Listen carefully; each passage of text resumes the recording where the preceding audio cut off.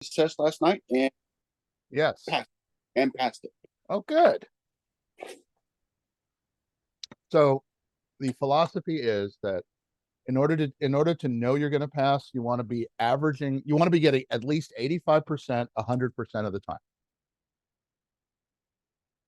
So when you're taking practice exams, you want to be getting at least 85%, 100% of the time, because you're going to have nerves. You're saying, I don't remember this one, even though you might have seen it before.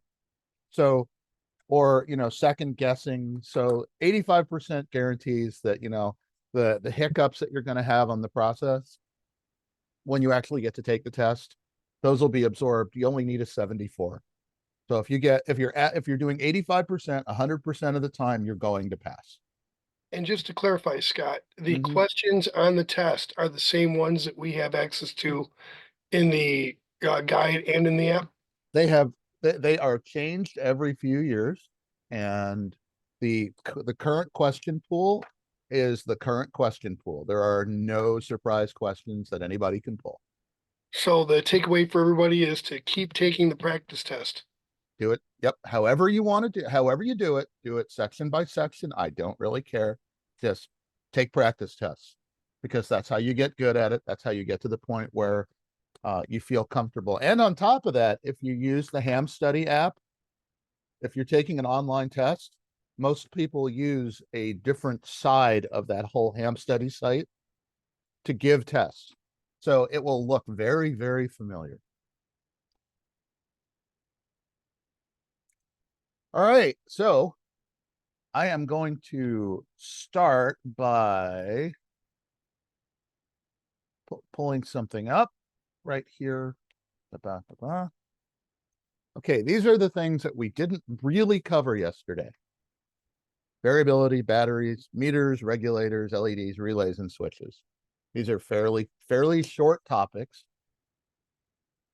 And I am going to start by going into a transistor.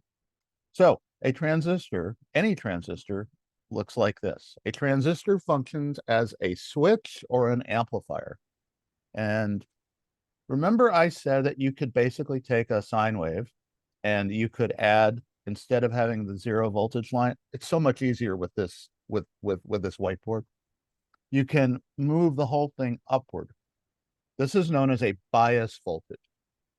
Transistors, because this is a diode in here, this requires 0.7 volts of forward bias in order to even work. So basically what you would do is you would do this, and then you would do something like this.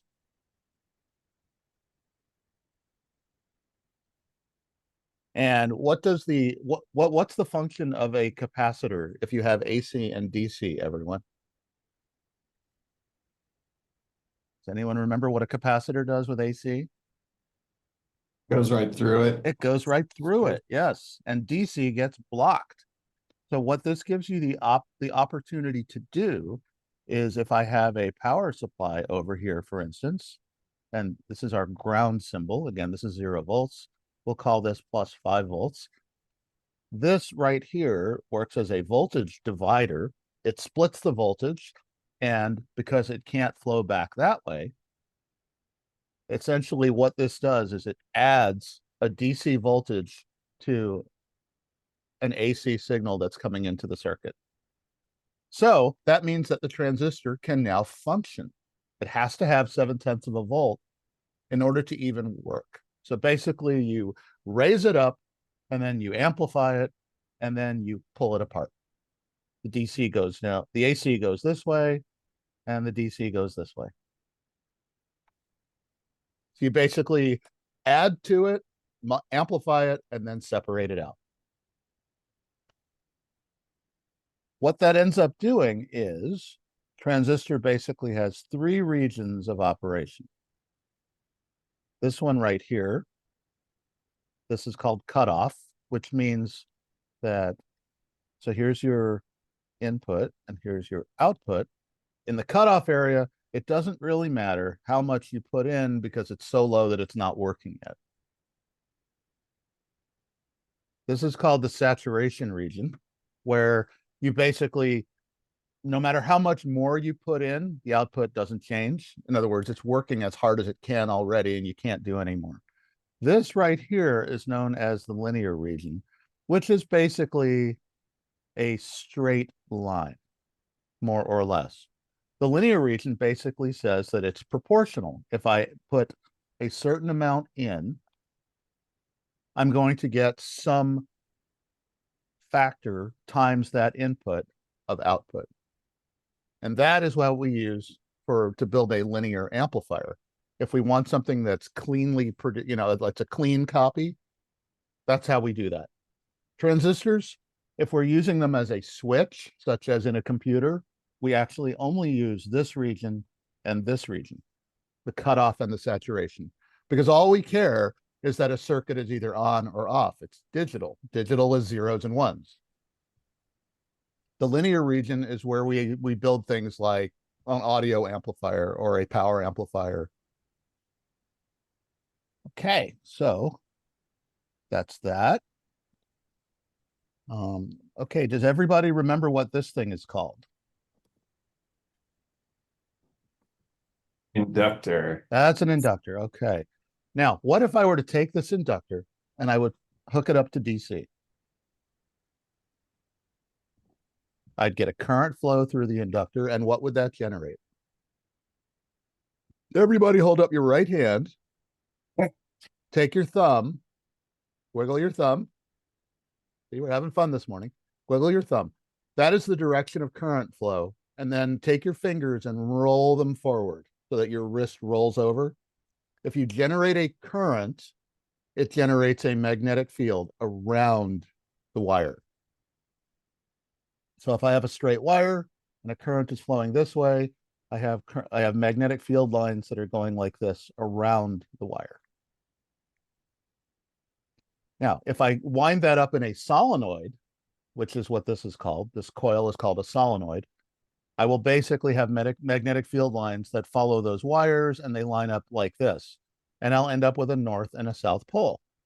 So if I were to take this now and turn this on its side and have a coil that looked like this, and at the top or through the middle of it, I put a nail like this, and I isolate the nail from the coil, and I energize the coil with DC, what will happen to the nail? It will now be in the center of a magnetic field. What if I put something up here and put it on a pivot? And that piece is metal. What will happen to that piece of metal? Close the circuit. Yep, it'll basically do this and snap and connect to the nail. How about if I put a voltage here and I put a voltage out over here? This is known as a relay. If anyone's ever heard of a relay is a magnetically operated switch. Using a coil. And that's a test question. Yep. This is a coil, and these are the V in and V out. Those are your contacts in a relay. Can I interrupt here a second? Yes. Maybe somebody can help me. Yep. Yesterday it was easy to do the zoom in, zoom out on your whiteboard. Mm-hmm.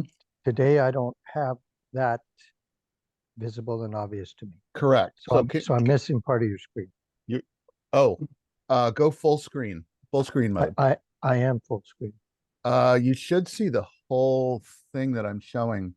Because the whole screen, anyone have an answer for that one? The whole screen should be visible right now to everybody. Well, it's visible, but I have this Eddie, meeting is being go yeah. to the top next to the green bar where you see Scott's name. You'll see view options. There's a drop down window. Maybe you can choose something there. They'll get it to the side that you need to be. zoom ratio. Okay. Zoom ratio fit to I window. found it. Yep. Oh, I see good. it. Okay, good. Thank you. You're welcome. It's good to have people here who know more than I do. Yeah. It's really good. Or Okay, me. so that's a relay. Relays are very cool because relays can switch things that switch other circuits in and out that are completely isolated from the small voltage circuit. So one of the cool things about this is I might have, let's say, a 24-volt DC relay, and the thing that's my coil, and the thing that I'm switching is 480 volts AC. This is actually called a contactor, especially if there are multiple phases that I'm switching at the same time. So there are many applications for this. Another thing we want to do is mention this. Does everyone remember what this thing is called? A battery? That's a battery. Okay. What is it? What is a battery? We all think of it as an electrical storage device, but what actually is a battery? Power source? Chemical reaction. It's a chemical it's a chemical storage reaction. It stores energy in chemical energy form. So this can be, for instance, carbon, zinc, right? Basically, by having two different materials, they have a different electrical potential. You put them side by side. If you give the electrons a path to flow, it will generate electron flow. For instance, if you've ever heard of lithium ion. Anyone ever heard of lithium ion? Oh, yeah. That's what's in your phone. That's what's in your computer. How about a nickel metal hydride? Or a nickel cadmium battery? These are rechargeable batteries. And essentially, those are a rechargeable battery is a battery in which the chemical reaction inside the battery is reversible. By running current back through it, you can actually reverse it and store more energy in it. How about a battery that looks like this?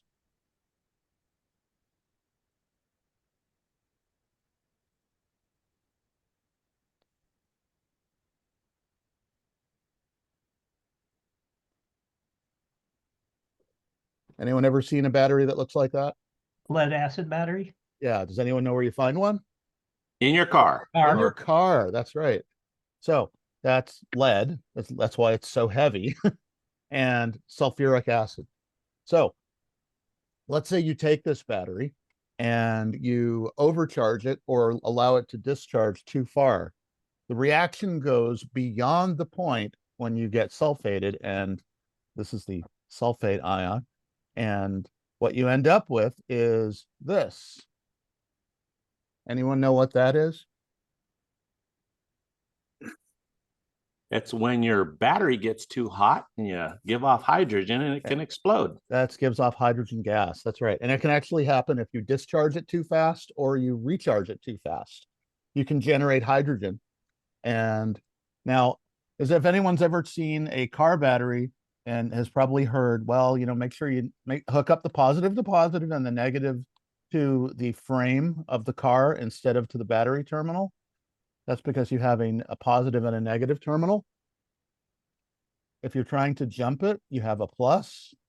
Plus goes to plus. And the minus, so this is the good battery, and this is the bad battery. You never want to go from here to there. You want to go from here to somewhere over here. And why is that? Or ground? Well, it's already grounded. This is actually grounded already. You But get you a better never- flow of electrons. Nope. The best flow of electrons is right to the battery. Why don't Oh, you that's ever right. want to go there?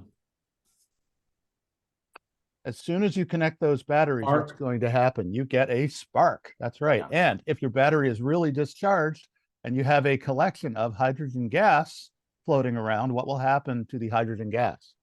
A plume? Yes, it'll explode. And what is inside a battery? Acid. Acid. Sulfuric acid. That's right. So then you have an exploding battery where now the exploding battery showers you with sulfuric acid. So bad all around. I know somebody that happened to once. So that would basically be the cause of a bad day. So you want to be careful when you're using lead acid batteries. And while I think about the next thing, Kent, are you here, Kent? Kent is here. Kent. All right. Kent is our examination guru. Take it away, Kent. Hi, all. I'm Kent, KL5T. I'm the chairman of the Anchorage Amateur Radio Club VEC. We're one of the 14 VECs, volunteer examiners coordinators in the country. Have you And thought many out? of you Have you thought out yet, What? Kent? have I thought out? Well, we're thawing. Yes, Okay. it's getting above freezing every day. And Okay. but it's still dropping below freezing at night, so firming back up. But I still have feet of snow here. Yes. So. Anyway, thanks, Scott, for putting on another class. And thanks, everybody, for attending Scott's class. You'll learn a lot from Mr. Rosenfeld here. Many of you have registered for testing Thursday with us, remote online. And I'm just here to answer any questions y'all might have. We've got 27 folks at least partially registered. There's 5 who haven't, or 4 or 5 who haven't completely done all of their steps. But we'll start testing on Thursday morning at 9 a.m. Pacific time. And there are many to be tested. We'll have a bunch of VE teams, but we're going to need you to be available for a window of opportunity. So everybody has the link. Everybody who has registered has the link for the Zoom session. Okay, I ask you to please do not join the session until we give you a call to let you know it's time to come in. I'll be on the phones. Okay, it just there's a lot to manage, and Scott can only handle so much at one time. Right, Scott? Yeah, I guess. So anyway, it just helps to keep it a little bit organized. If you have a special need, you need to test early because of whatever reason, or you need to test a little bit later. I know we have one person that needs to test a little bit later because of a work thing. That's okay. Just let us know and we'll just move you around in the stack. Many questions about the Zoom connection. Yes, you do 2 Zoom connections. We do this every day, twice a day, Monday through Saturday. I can assure you, you'll have no problem with this. You're using a device right now to be on with Scott, okay, which is likely a laptop computer. And all you need to do for this, because we need a second camera view, is to, and most people use their cell phone as their second device. So you'll have Zoom running on that second device and simply join the session, the same Zoom session with that second device. And when you request to come in on the second device into the session, we'll say to you, okay, we're going to let you in, and say no to the audio question. We don't want you to turn audio on that second device, because if you do, it'll be bad for everybody. It'll hurt our ears. We're going to get a lot of feedback. Okay. And we'll get you in, prepped up. Make sure you've got your photo ID with you so that the VEs can say, yep, this sure is the person that's taken the exam. And we're going to move you off to a breakout room, and we'll get you through this thing, and it'll be lickety split. Scott? How about as far as minors? If there are any minors here, we ask that mom or dad be present, and to verify, we want to make sure we're not doing stuff with kids that mom and dad don't want to be done. That is they're taking an exam to get a license, with the FCC. We want to make sure that's okay with mom and dad. So we want you present, and but Junior or Missy should have some form of identification as well, please. What else, Scott? Okay, I have my computer pulled up here beside me, and I'm looking at on Thursday for the classes, the testing. Which one of those do we go into? If you register, you will get a separate. You will get a separate "I'm registered" email. Uh-huh. I don't know who's talking right now. That's Don. Okay, Yeah. Don, yeah, you're not registered yet. Scott will have provided you the registration link Right. for our specific session.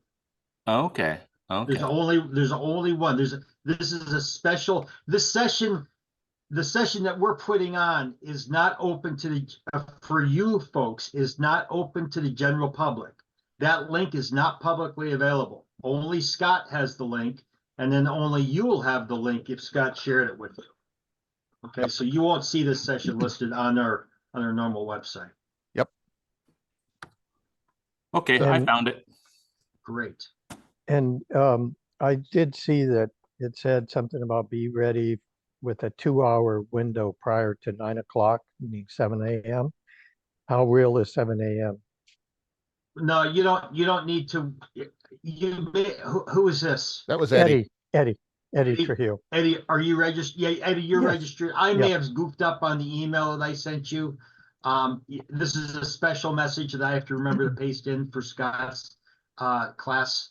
So don't worry about that. You're going to receive a phone call when we're ready for you to come in to test. Okay. So we'll be starting at 9 o'clock Pacific time. Likely we'll start a little bit early. We always do. Oh, okay. But yeah. All right. I understand. Just one more question on the testing. So you have a group here that's testing and there's 30 some questions, whatever. Is it just they all get, you test 1 through whatever get put up and Eddie just starts with number 1. As soon as I'm done with that, go to number 2, 3, 4, and I'm done in Okay. an hour. Okay. It won't take an hour. Most people take 15 to 20 minutes. I've seen as short as 7 minutes before. Yeah. Eddie, what'll happen is you're going to come in, you're going to have a team of 3 volunteer examiners just for you. So when you join the session once you get in with your first device and then your second device, we're going to send you an invite to a breakout room. You're going to move both devices. You're going to accept the invitation, go into the breakout room and you'll meet your volunteer examiner team. And then Okay. they'll work through a couple things, make sure your ID is right, all of this kind of stuff get set up. And then you'll be told to log into the website to take the exam. The exam is presented when you get to the web page. It's going to be shown as, yes, it's 35 questions long. It's a unique exam just for you because you're special. Yes. Okay. And but it's really one long web page with Okay. 35 questions. Okay. And you just start at number 1 and work your way down through. You could skip questions, you could go back and review, you could change the answers, etc., etc. And they'll talk to you about other little details on the exam process when you get on there. But yes, Okay, thanks. I got it. you bet. Anything else? Okay, can you hear me? Yep. Okay, this is Heather. So I have a couple of questions. First of all, so you said it's 35 questions. Mm-hmm. God forbid I don't pass. How soon can I take? 3 minutes later, 3 minutes later. if you really want. Okay. Heather, so here's what I recommend. Before you take the exam, like if you haven't already, I hope that before you started taking Scott's class, you actually went on and took a couple practice exams to get your baseline score so you know where you're at. But between now and Thursday, I'd encourage you to use like hamstudy.org is a great site. There are other ones where you can take practice exams on. It's your choice. But just take practice exams and see how you're scoring. If you come in and take the test and you miss by a couple questions and you say, geez, Kent, I've been taking practice exams and I'm scoring 84 to 89% on every exam. By God, we're going to give you another shot. If you completely flub it and you say to us, yeah, I didn't take any practice exams or I've taken practice exams, I'm only scoring in the 40s. We're not going to let you try again because you're really not ready to pass. You know what I mean? Okay. So it's pretty good guide. So minimum passing score is 74%. That means 26 correct answers and you pass. Okay. Okay. Oh, all right. Cool. Thank you. Anything else? Okay, No? All right. cool. And I put Kent's email in the chat. You can always send him a note if you have any questions. You bet.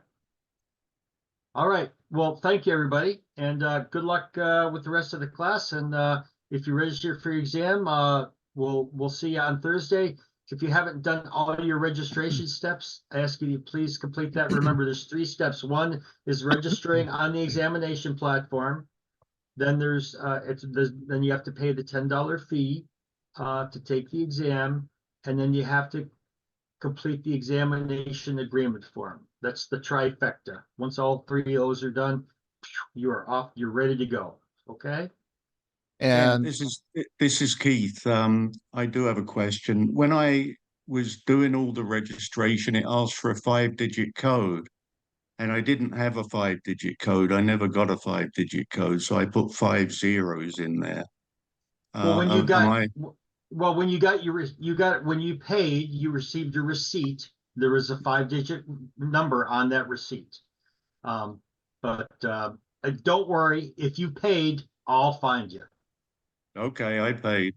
Okay, no worries. Thanks. Yeah, All that right.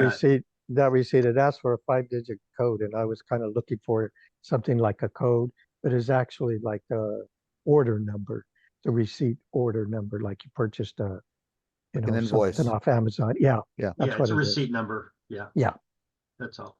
Kent, if we fail the test, do I have to pay again to retake? I'm going to leave that one to Okay. you. Yeah, if you have to come back another day and retake, it is another $10 fee. However, there may be some people in this group who are ready to also take the general exam. So if you pay your $10 fee, it's a session seat. So you can take as many exams as you can pass. Now, we're not going to offer you the general exam if you haven't prepared for the exam. You can take practice exams all you want elsewhere. So we don't want you to use this as an opportunity to take a practice exam. You could do that anytime on your own time, and we've got volunteers. We're trying to get other people tested. So anyway, if you have to come back at a separate time, yes, you would pay a separate fee for the session seat. I think I saw somebody had a question about if I'm not ready to test. What was that? I went away. Oh, if you fail and they want to give it to you again, can they give it to you Yeah. again without paying in the same session? In the same session, yes. Yeah, if you you got to get 26 right. If you get 25 right or 24 right or 23 right, you say, "Oh man, I know I could pass this." We're going to let you test again. You don't have to pay again. It's the same session seat. Okay. Same session. Yeah, is there a different study guide for taking the general? Yes. Yes. It's a completely different set of questions. It's a little bit more advanced.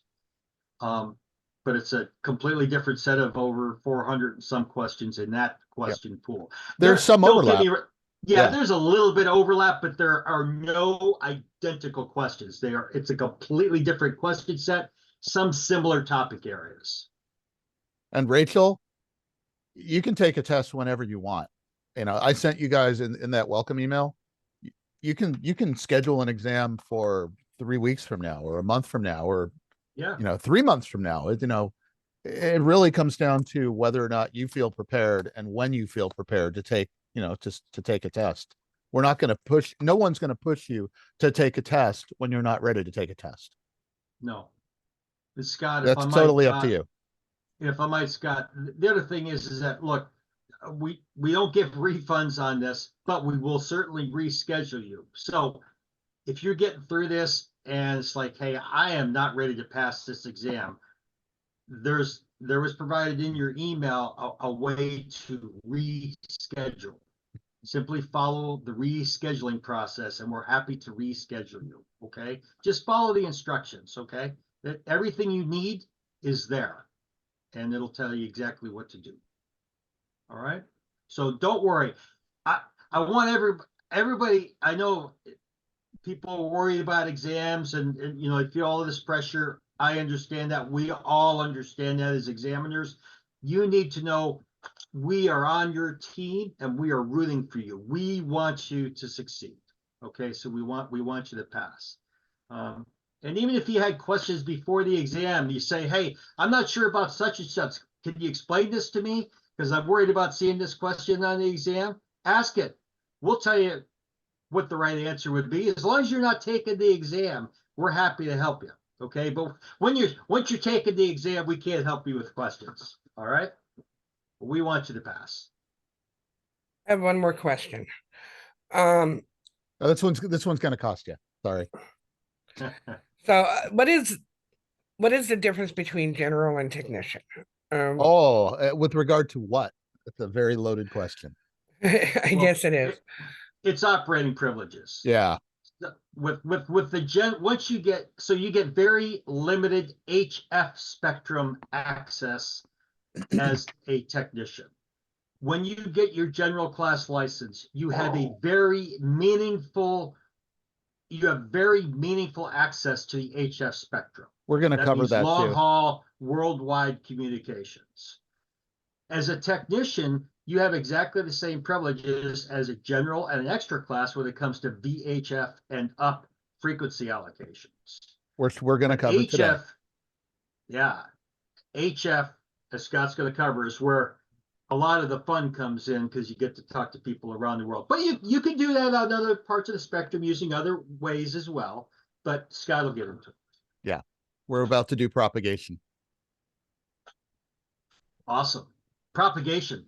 Yep. Black magic Black magic. and science, a combination thereof. It's awesome. And yes, What else? all right, is that it? I think maybe. Okay. All If you have right, any thank you. questions, yes. Hey, Ken. Yes. Matt Snow here. Hi, Can Matt. you reschedule me for 2 weeks out? I'd ask you to follow the rescheduling process, please. Okay, will do. I'll send you an email. I'm going to send the whole group who's registered an email that gives them specific instructions how to reschedule. Okay. Awesome. Thank you, sir. Okay. Take care. And Ken, after we do, I'm scheduled for tech on Thursday. I was, when I'm ready for general, can I still take the test with you? How do I go about that?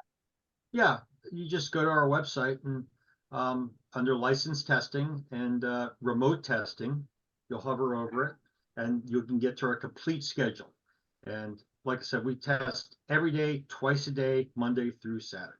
Yep. And this Oh, is and it's just a matter of when you're offering. And this is just one VEC. There are 14 VECs out there and multiple groups within each one. So, I mean, you know, if you want to test with Anchorage, it's twice a day, 6 days a week. If you want to test with another group, you can test with another group.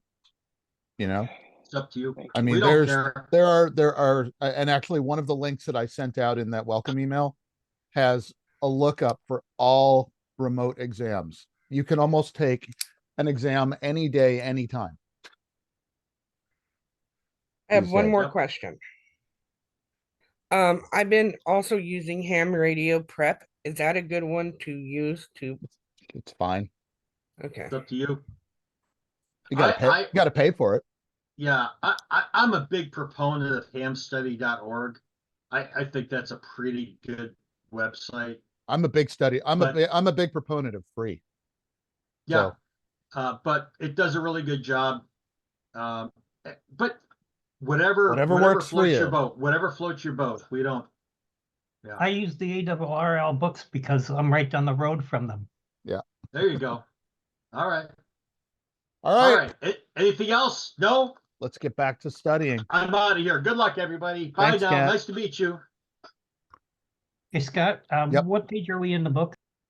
We are roughly, well, we're kind of bouncing around a little bit, but we're going to be going to page 39? 35. 35, okay. 35, we'll just cover that starting there.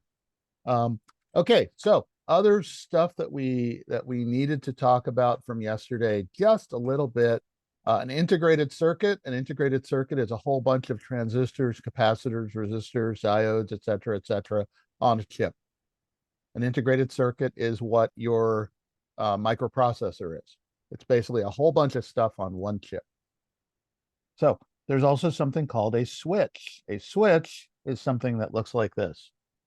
So this is an open switch, and now it's a closed switch.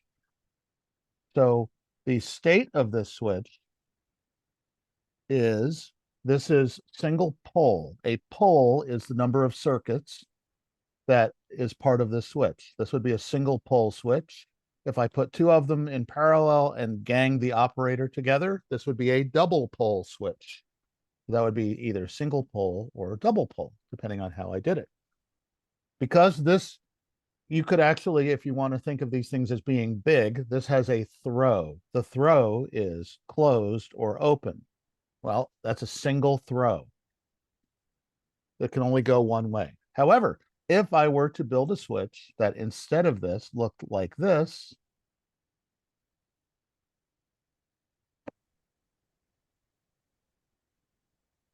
where here was a center off position, and I had one throw or another throw to make it work, this would be a single pole double throw switch. And this actually is potentially one of the questions on the test. So the number of poles, a pole is a number of circuits, and the throw is the number of different ways the switch can be closed. And I think that pretty much covers it. Well, there is one other thing, I guess. Okay, so yesterday, what we didn't get to was a circuit that looked like this. Okay, everybody, we're going to go and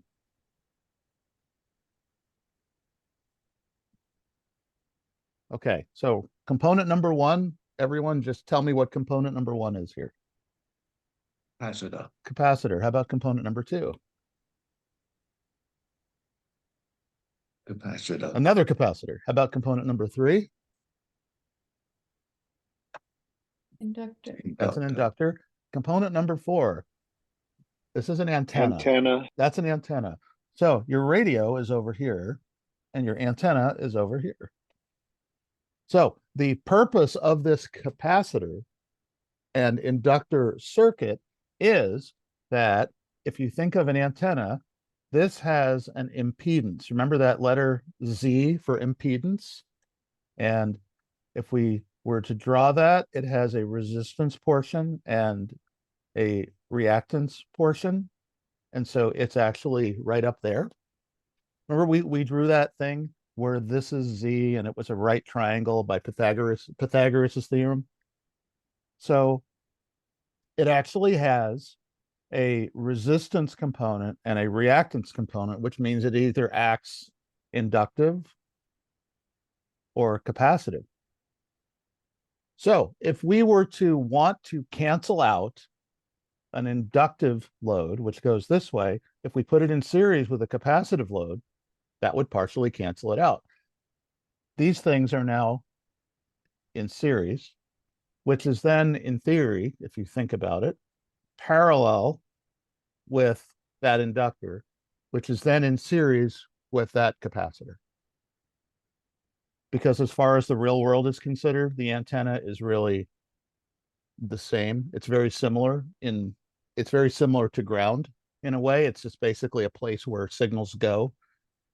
So what this allows us to do is build a circuit, and you're going to be seeing this many times in the next couple of hours.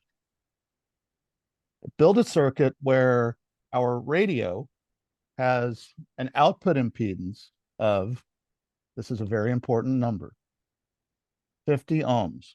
Ideally, this is 50 ohms resistive, not necessarily resistive, but ideally it's 50 ohms resistive.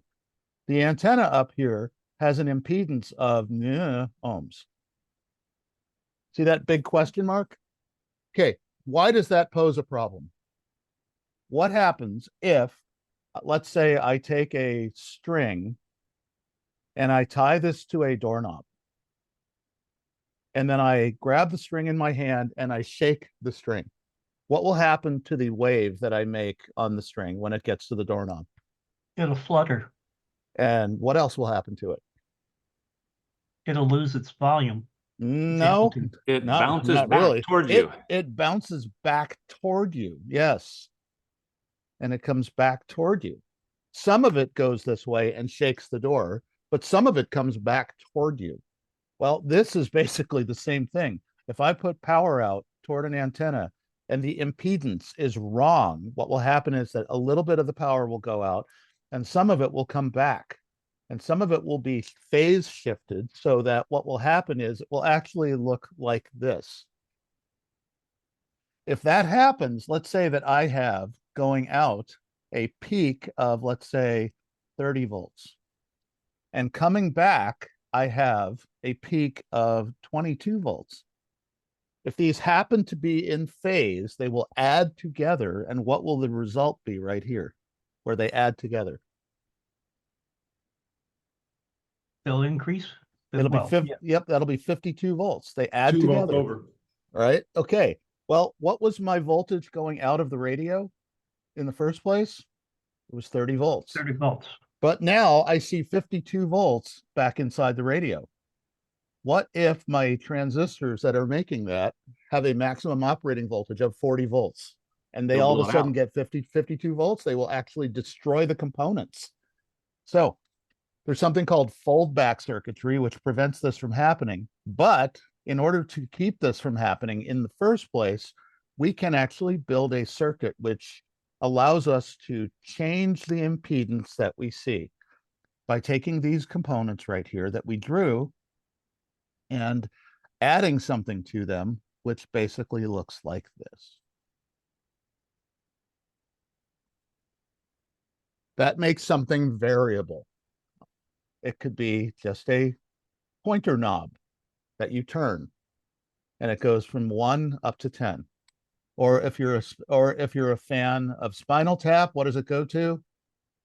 11. 11. That's right. It goes all the way to 11 because mine goes to 11. So each of these can be variable. And by making them variable, we change their value. And what do we know about frequencies and sizes of components? This has an impedance of 2 pi FL. This is 1 over 2 pi FC. And this is 1 over 2 pi FC. By making them variable, we can change this capacitance, and change this inductance. We change all the impedances, then everything becomes kind of magic. And we have this question mark ohms, and we adjust our 3 different components, and hopefully we get 50 ohms, purely resistive, looking out into the world, in which case our signal that goes out goes like this, and it just goes off the screen, and we never see it coming back. Ideally, that's what we want. This is an impedance matching network, also known as an antenna tuner. And it is made of variable capacitors and variable inductors. Okay. All right. Now I think we've covered it all. So to answer the question of what do you get with a general class license? Okay. This is one of those things that I sent out to everybody. Can everyone see this okay? That I'm sharing? Yep. Okay. So notice this VHF, UHF band plan. Right? Every amateur licensee in the United States has access to the entire VHF, UHF band plan, period. That's part of the rules. However, when you get down to the MFHF band plan, you will notice that down here on the left-hand side, there is something that says novice and technician, general, advanced, and extra. You can no longer get a novice license, but there are still some of them out there. You can no longer get an advanced license, but there are still people out there that have them. So you basically now have technician, general, and extra. Okay, so the technician are the green and blue hatched areas. Notice that you have this green one here, that's Morse code only. This green one here is Morse code only. This green one here is Morse code only. And this one right here is voice. These are the bands that we are going to cover today that provide you your long distance communications, which for some people, it doesn't matter. For me, this is where all the fun in radio is, the long distance stuff. You know, the communicating halfway around the world on a little bit of power and a wire that you built. You know, an antenna that you built out of a junk piece of wire and threw up in a tree, and somehow it works. Hey, Scott, So- can I say one thing? Yes. It sort of has something to do with the class.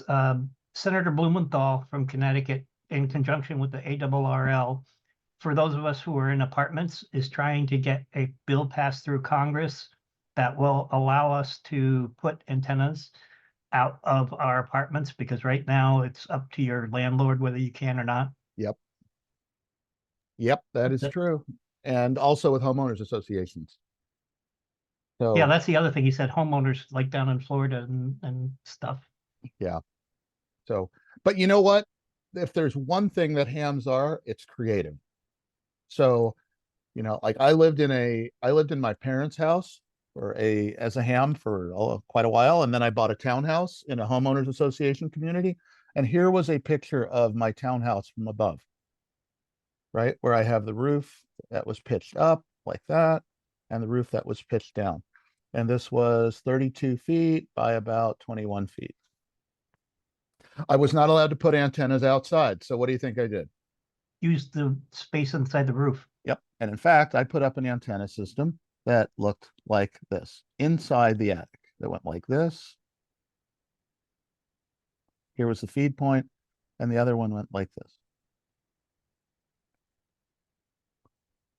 Because I could, you know, I mean, there are certain advantages to it. Don't have to worry about the weather. Of course, you know, there's also like, you know, duct work and piping and electrical stuff up there and things to worry about. But, you know, it didn't work great, but it didn't work bad. So if there's one thing that we are good at doing, it is coming up with compromises and interesting solutions. So that is one of the reasons that you guys are in this class, is to learn how to build stuff. So, okay, let us continue on.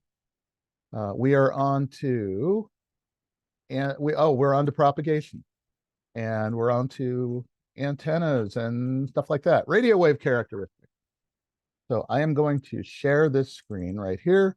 We are on page 35. Okay, everybody should know the answers to these first few questions because we did it yesterday. Hopefully, you've been practicing. Two components of a radio wave because they're electromagnetic, electric, and magnetic. The thing about electric and magnetic fields, they're at right angles to each other, which is also at right angles to the direction of travel. If everybody remembers that right hand rule with 3 fingers. How fast do radio waves travel in free space? Speed of light. Speed of light is about 300 million meters per second. And this shows up in that formula that we put on the board, which looks like this, everybody, once again. Can you believe it was only 24 hours ago?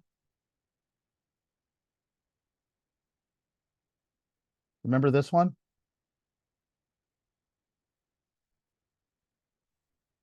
So we have 300. Yep, we remember it. Yep. And see, it's a little, sorry, with the whiteboard thing, it's a little prettier today, I think. It's a little easy. I can do it a little faster. So whichever one you don't know. So we're just going to do a quick little thing here. We're going to take a look at our frequency spectrum chart and see that we're on the 146 megahertz band. And okay, we're at 146. You don't know this one. 300 divided by 146 is roughly 2 meters. So we go over here and we look at our frequency spectrum chart, and we should see that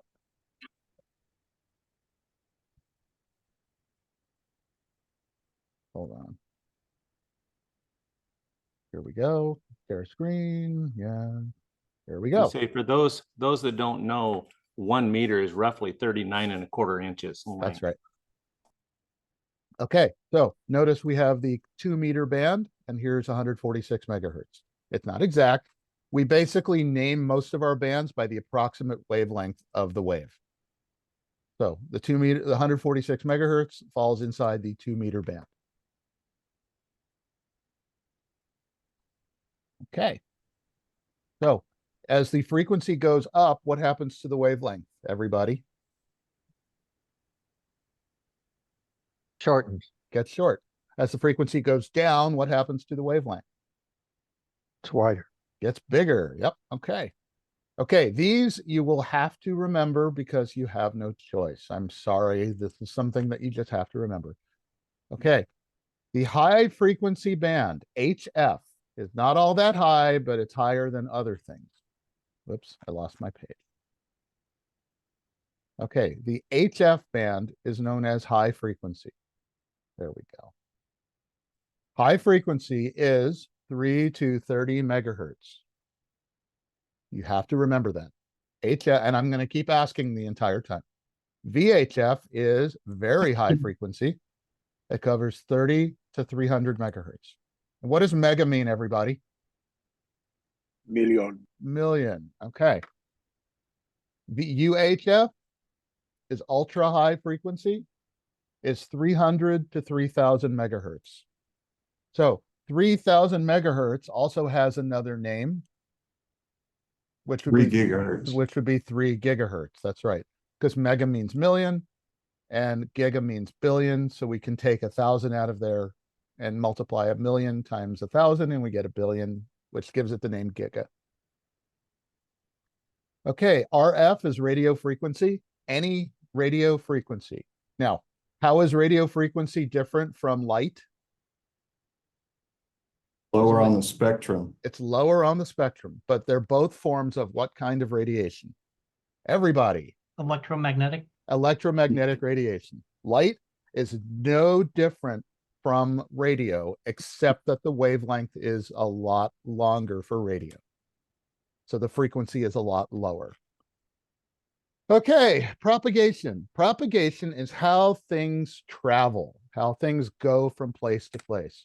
So let us say that I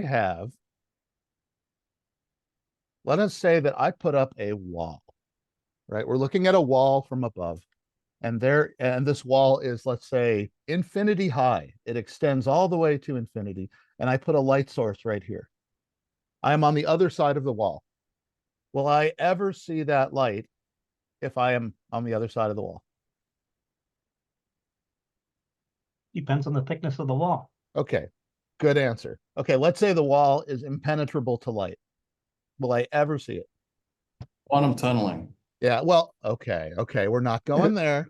If it's infinite, the thought would be no. The answer should be no. That's right. Because light follows something called line of sight. If I were over here, I could see it. If I'm on the other side of a wall, there's no way for that light to penetrate the wall. I can't get it on the other side.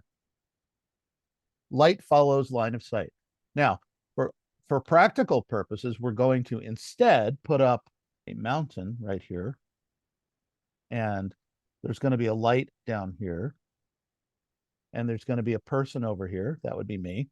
And the light is going to be shining in all directions. Is there any direct path through the mountain, for instance, for me to see that light? And the answer is no. Okay, so now, is it possible that this light will also go this way and be refracted around the mountaintop? Yes. Actually, the answer is yes. That's called knife edge diffraction. And that actually does work. However, because it's light waves, the light is a very, very, very short wavelength. It's not nearly as likely as if you have radio waves. Radio waves, because the wavelength is so much longer, the mountain looks less significant to it, and it has a better chance of working. Again, this is called knife edge diffraction. And what it really means, what all this really means is that radio waves are much better at traveling beyond the horizon.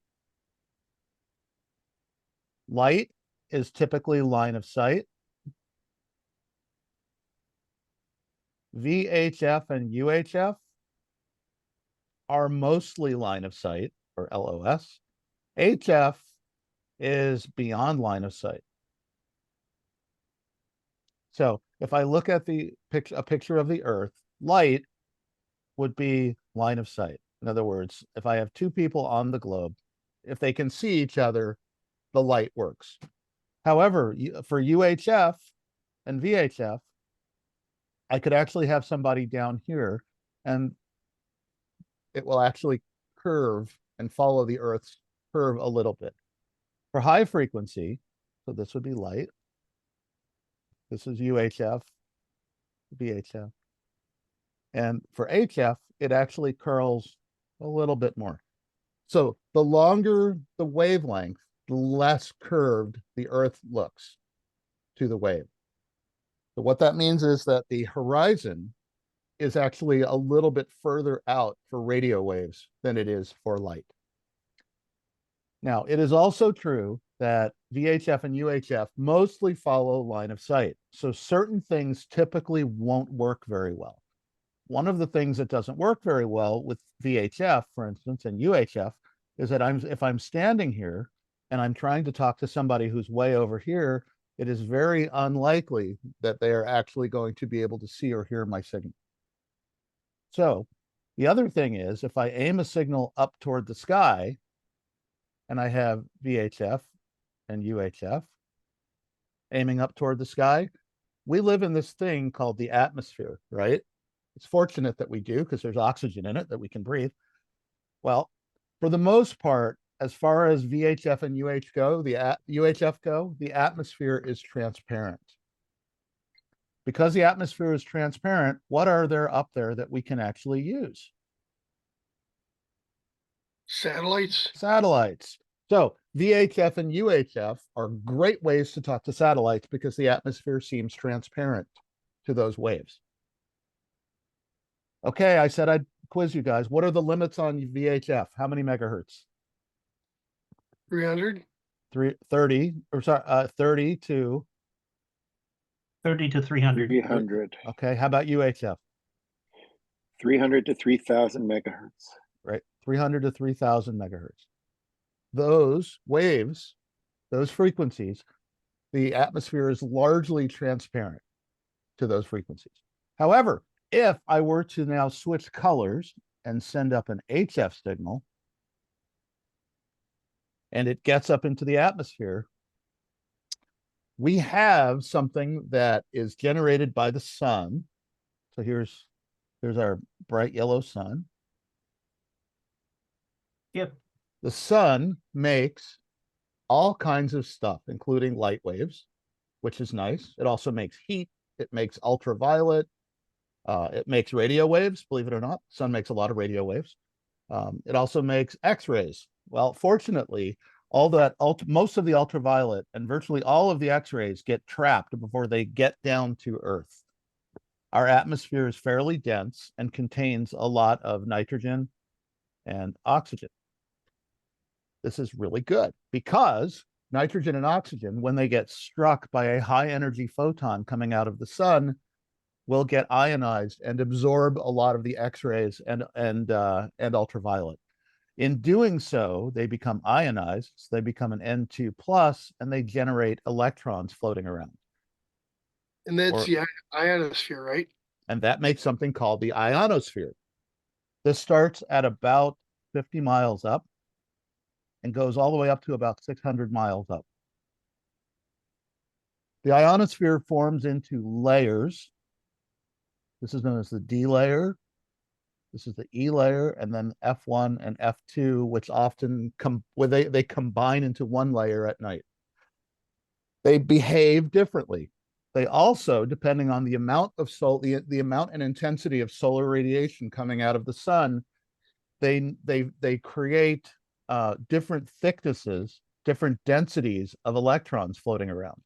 And because what is one of the components in an electromagnetic wave, everybody? There's two of them. Electricity. Electric field. Well, we have an electric field and we have electrons floating around with a negative charge. When these waves get up into the ionosphere, and in particular with regard to the F2 layer, they actually get refracted. Just like if you look into a glass and you see that the index of refraction looks like it's bending the spoon that you put into a half full glass of water, what will happen is you end up with you end up with that wave being bent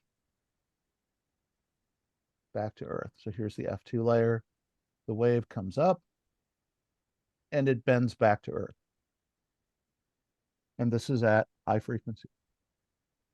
Now So you said that VHF and UHF can do this to a degree as well. they can a little, but for the most part, what ends up happening is that the density of electron up there determines the frequency limits of at which this breaks. So don't count on it, is what you're saying. In other words, that's extremely rare. Now you say that we use satellites. A lot of these VHF, UHF radios are 50 to 100 watts. Is that enough to hit a satellite? I've worked into the space station and actually had a contact on a 5-watt handheld Huh. with a 3-element beam. I talked with an astronaut. I have a card. So you had a handheld and external antenna, and you're wow. Yep. That's cool. Well, there's nothing in the way. Is this what they call skip on a CB radio? This is called skip. And in fact, this zone in which nobody can hear anyone, this is called the skip zone. Because the incident angle from the geometry, if the angle were too steep, when it curves, it doesn't bend back. Similarly, if I were to hit too low of an angle, it wouldn't work. So basically, there's a range of angles at which this does work. So this right here is the area that you are able to make communications, and notice what you have in between. You have a dead zone. That's known as the skip zone. And this is sometimes, if you get a lot of ionization occurring, this can actually work up all the way up to the 6-meter band. The 6-meter band is 50 megahertz. Does that fall in HF or VHF, everyone? VHF. VHF. So this can work on the 6-meter band, but in order to make this happen, you have to be at the very peak of the sunspot cycle, which the sun goes through 11-year cycles, and at the peak of the cycle, you get maximized amounts of solar radiation coming out of the sun. We're almost there right now. It hasn't quite happened yet that 6 meters has done that, but it can happen. It's kind of rare, but it's called F2 6-meter propagation, and it can cover thousands of miles, but you can't really rely on it for anything. More likely what ends up happening is that the around 30 megahertz, and we'll actually say the 10-meter band, if the conditions are really good, the 10-meter band works really well. And in fact, about 2 weeks ago, the 10-meter band was wide open to Europe for a couple of days. And that was the first time I'd seen that happen in 20 years. So you picked a good time to get into this, because that was fairly rare. Okay, so VHF and UHF are largely line of sight. HF can give you something called skip. Now there's another mode called E-skip. So when we draw that picture of the Earth again, we have multiple layers. We have D, E, and F1, F2. The D layer is very low altitude, and as we go down through the atmosphere, our atmosphere gets thicker and thicker and thicker. What happens during the day is that you end up with penetration of X-rays way down into here, and UV way down into the D region. This actually builds up a thick layer of ionization. This is transparent above about 7 to 8 megahertz.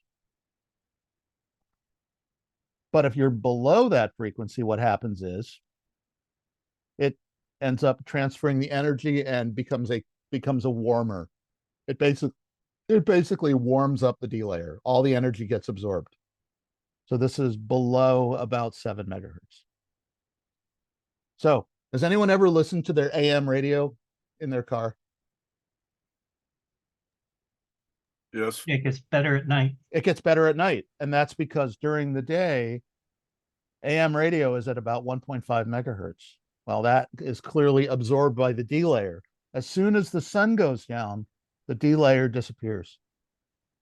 And now, is that why when I was DJ and Roseburg, we had to reduce to 250. Yes, it is. And you also possibly had to change your antenna pattern at night. At what? At night, you had possibly had to change your antenna pattern. And that's exactly why. Because during the day, you're not going to interfere with anyone, but at night you will. So how does the sodium layer play into this? I have no idea. I have absolutely no idea. And when you say the sodium layer, I do not know. But I'm going to have to look it up now. Not right now. Okay, so that is a basic primer on propagation. So we are back to this. Why is the radio horizon more distant than the visual horizon? Because the atmosphere refracts radio waves slightly. Why do UHF signals rarely get heard beyond the radio horizon? They're not propagated by the ionosphere. Okay, now here's another one. Why do VHF signal strengths vary greatly when the antenna is moved only a couple of feet? Okay. Who here remembers geometry? Who here loves geometry? Okay, we're going to do some geometry here. So I am this person all the way on the left. Notice I keep drawing myself as a stick figure. That's how I think of myself sometimes. Okay. So here's me. And you know what? We're going to go with Adam. Sorry, I had to pick a name. And I looked at the screen. So here's me and here's Adam. Here's our direct line of sight. And we are on a band called the 2-meter band. And we are fairly close together, but operating pretty low power. We are a distance of 10 meters apart. How many waves will exist in that 10-meter band, in that 10-meter length? 5? That's right. I can draw it. 1, 2, 3, 4, 5. I could actually draw it. Okay, now let us place an object like a pole, like a big concrete pole right there. Well, now we have a direct path between me and Adam, but what do we also have? An obstacle. We have an obstacle which can function as a reflector. That reflector, let's say, adds 1 meter of path length. So that path is 11 meters long. I can draw it. 1, 2, 3, 4, 5. But I now have this, an extra ½ meter to get there. Well, okay. The blue wave, we're drawing the wave that gets to Adam in that very last distance. The red wave goes like this. The blue wave goes like this. That's that very last distance. Add those together, what do you get? Cancel out? They cancel out. You get 0. You get no signal. So this is called destructive interference. Now, if I were to move a little bit, I could actually make it so that the second path length, instead of going 1 meter extra distance, could go 2 meters extra distance, right? No reason I couldn't do that. In which case, they would be like this. Well, what happens then? If Assume those you are, would hear something. yeah, and in fact, this is called constructive interference.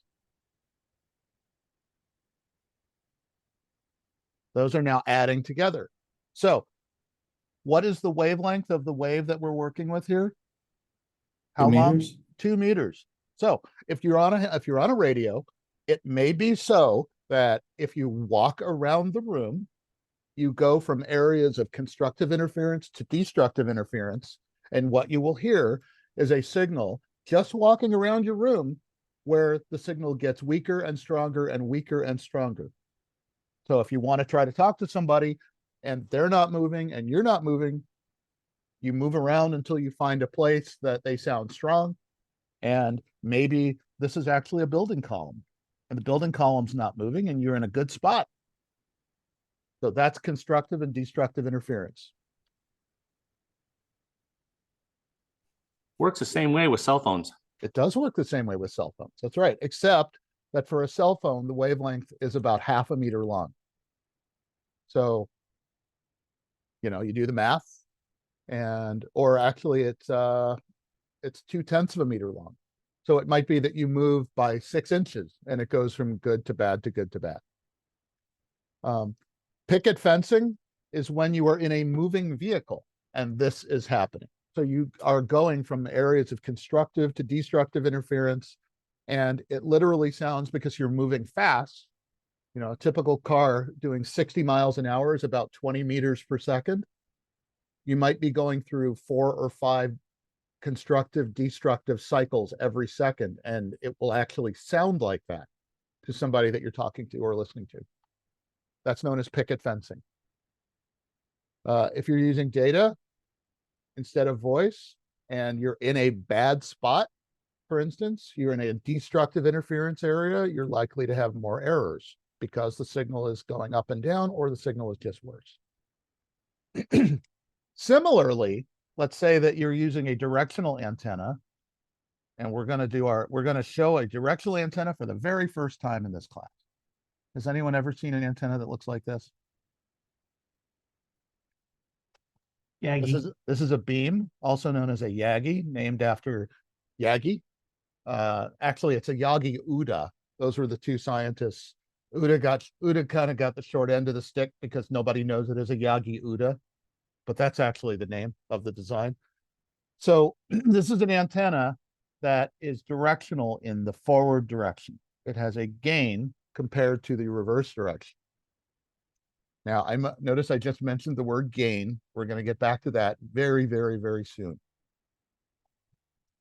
So by using an antenna like this, you basically have most of your signal going in the forward direction.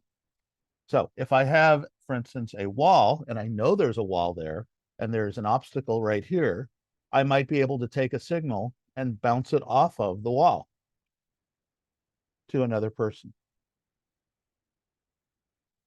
One of the guys in our local club here in Eugene was at Mount Hood. Mount Hood is an 11,000 foot basically block of granite and volcanic material. And from where he was in a valley, and he was actually able to point his antenna north at Mount Hood and talk to us in Eugene, which is to the south. So he intentionally aimed his antenna at the mountain and was actually able to get a reflection off the mountain. Okay. Let's see. Where are we now? Let's see. Knife edge diffraction. Did you know I picked it wrong?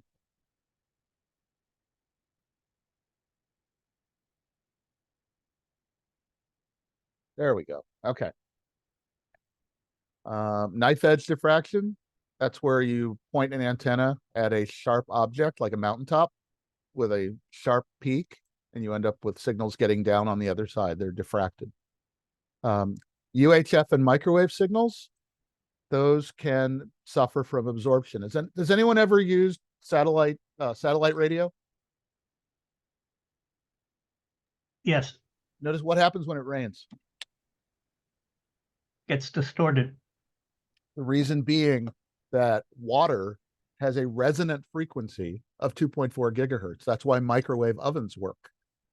Well, 2.4 gigahertz is in the UHF range, as are many other frequencies. And the closer you get to it, what ends up happening is that the water absorbs energy.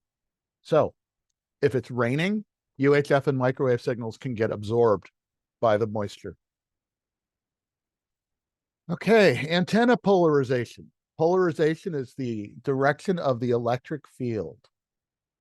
The electric field is generated by electrons moving back and forth along a wire. So if I have an antenna, which is just a piece of wire that is in the horizontal direction, my electric field is oscillating that way, left and right. That is horizontally polarized because the ground is horizontal. If I were to take this antenna and make it vertical, I would have a magnetic field, or sorry, an electric field that oscillated up and down. This is known as vertically polarized. If I have an antenna, for instance, that is vertically polarized and somebody else has an antenna that is horizontally polarized, this electric field is oscillating up and down and this one is going side to side. What will happen if they try to talk to each other? What does your Distorted. gut feeling say? Or you will hear Distortion. absolutely nothing, because it is only the movement in the horizontal direction it's of the electric field for that one, and only the movement of the vertical electric field for this one that makes any electrons move. In other words, the horizontal one has no ability to move electric fields up and down, and vice versa. So these antennas will basically almost completely miss each other when it comes time to talking to each other. So one question is, why would anybody use one over the other?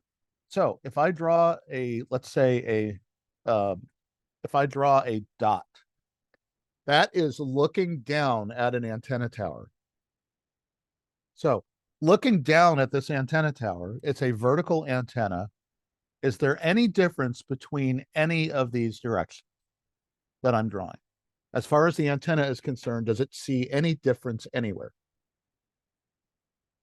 Not at all. It's like what do you think? ripples in a pond. This is called an omnidirectional antenna. And why would anybody want to use that? Who was the DJ? I was. Why would you want to use an omnidirectional antenna? You want to reach the greatest number of people. Exactly.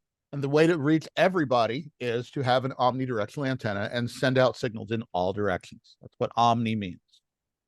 So if I am in a car over here, I have a vertical antenna. I hear this way and this way and this way and this way and this way and this way. And that's good because it doesn't matter if the car is here or here or here or here or here or here. In any direction, I will be able to pick up any station anywhere. Now, what you give up a little bit is you give up gain, which is something that we're going to get to after break. We are going to take a break. The other benefit, of course, is that both of these antennas are vertically polarized, which means if I draw them from the ground, I have this on my car.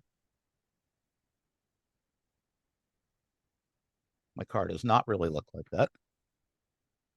And I have this on my antenna tower, which means that my signal is vertically polarized from my car, vertically polarized from my antenna. Doesn't matter where I am. This is why most antennas on mobile vehicles and most public service and most radio stations use vertical polarization and vertical antennas.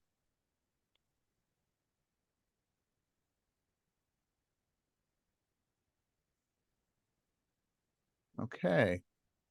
Why So do Scott, yes. when you're using that directional antenna Mm-hmm. that you talked about earlier, does that change the polarization of the electric field when Depends point how it you different orient direction? it. Depends how you orient it. If it's vertically oriented, it's vertical. If you turn it and it's horizontal, it's horizontal. If we're doing long distance, CW is Morse code, SSB is single sideband. Those are long distance modes. We typically use horizontal polarization. It tends to skip off of the ground a little bit better and give you a little bit better performance. Here's sporadic E. Sporadic E is a propagation mode. Remember, we talked about that E layer. There's the D, E, F1, F2. This is about 100 miles up. And once in a while, the E layer will build up heavy layers of ionization and actually be able to refract signals. This is typically on the 10-meter band, the 6-meter band, and the 2-meter band. Last summer, there was a sporadic E opening, which lined up a couple of clouds up there, way up about 100 miles up. And from Oregon, we were actually able to talk to Florida for a few hours. It was very cool. And then Well, it disappeared. Scott, As technicians, will we be able to use all three bands? The 6 meter, the 10 meter? Well, 6 meters and 2 meters, yes. 10 meters, you have voice privileges from 28.3 to 28.5. All right. Okay, a characteristic of VHF signals received by auroral backscatter. So anywhere there are ions, we can bounce signals around. Well, the aurora is essentially a big blob of ions up at the pole. So if you take a directional antenna and you point your antenna at the aurora, you will get signals bouncing off and deflected by it. And it sounds very, if you want to have an interesting listen, take a listen to a recording of a voice contact made through auroral backscatter. It sounds kind of ghostly and weird because there's so much distortion. A meteor, as it streaks across the sky, creates a plasma. A plasma is a bunch of ions and electrons. And guess what? Anywhere there's a bunch of ions and electrons, you stand a chance of being able to bounce a signal back to Earth. So you aim a signal up at the sky where there's a meteor shower. You aim your signal, hopefully it hits a meteor trail and skips back down. We use 6 meters for that. That's called meteor scatter. Tropoducting. This is something that happens on VHF and UHF. Again, the atmosphere is usually thought of as being transparent at VHF and UHF. The troposphere is the lowest layer in which we live. And it goes up to about, a few miles up. What can happen is that you can have temperature inversions. Yes, the same thing that cause smog and fog and things like that. So those are obviously at fairly low altitudes, but you can actually have temperature inversions which cause which basically create a duct for radio waves. If you've ever been driving down the road and you see a picture, let's say you're looking at the roadway and it looks like this, but you see this kind of like a bluish light, which kind of looks like sky. And then above that, you have the blue, and then you see more roadway. Has anyone ever seen this? Looking right above the highway Yes. on a hot day? Yep. That is actually a temperature inversion duct, but it's small enough that it works for light. And it's usually found in a dip in a road if you're looking at them. Yep. And it looks like sometimes it looks like a reflection of the sky. Sometimes it looks like a mirage that could be like a lake or something. This is what we do. This is what happens with radio, except that it's up in the sky. So we get a signal up into here and it bounces around and eventually comes out. Okay. And let's see, we're almost to the end of this. Temperature inversions in the atmosphere. Decreasing range at microwave frequencies. Microwaves are in the gigahertz range. Is that HF, VHF, or UHF, everybody? HF? UHF. UHF. It's in the gigahertz range, which is 1,000 megahertz. That's right. Precipitation is water. At those frequencies, you're close to the resonant frequency of the water molecule that'll absorb your energy. Fog and rain on HF and VHF typically has little effect. And we're up to HF propagation, and we're going to take a 10-minute break.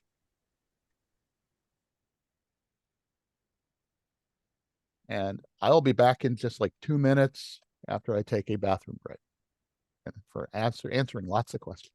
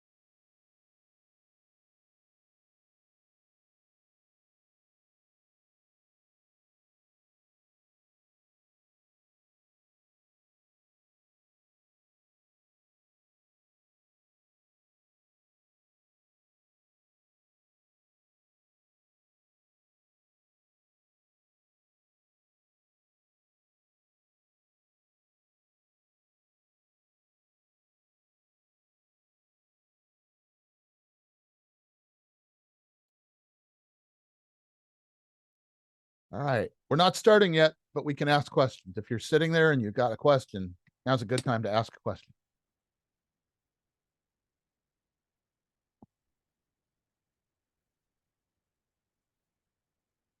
No question.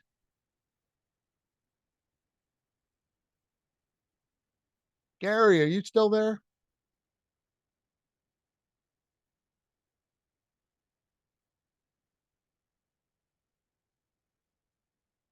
Yeah, Scott, I'm here. Oh, good. That means my microphone's still working.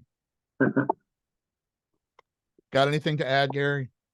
No, it's a wonderful thing to see you teach in this class, and I can see.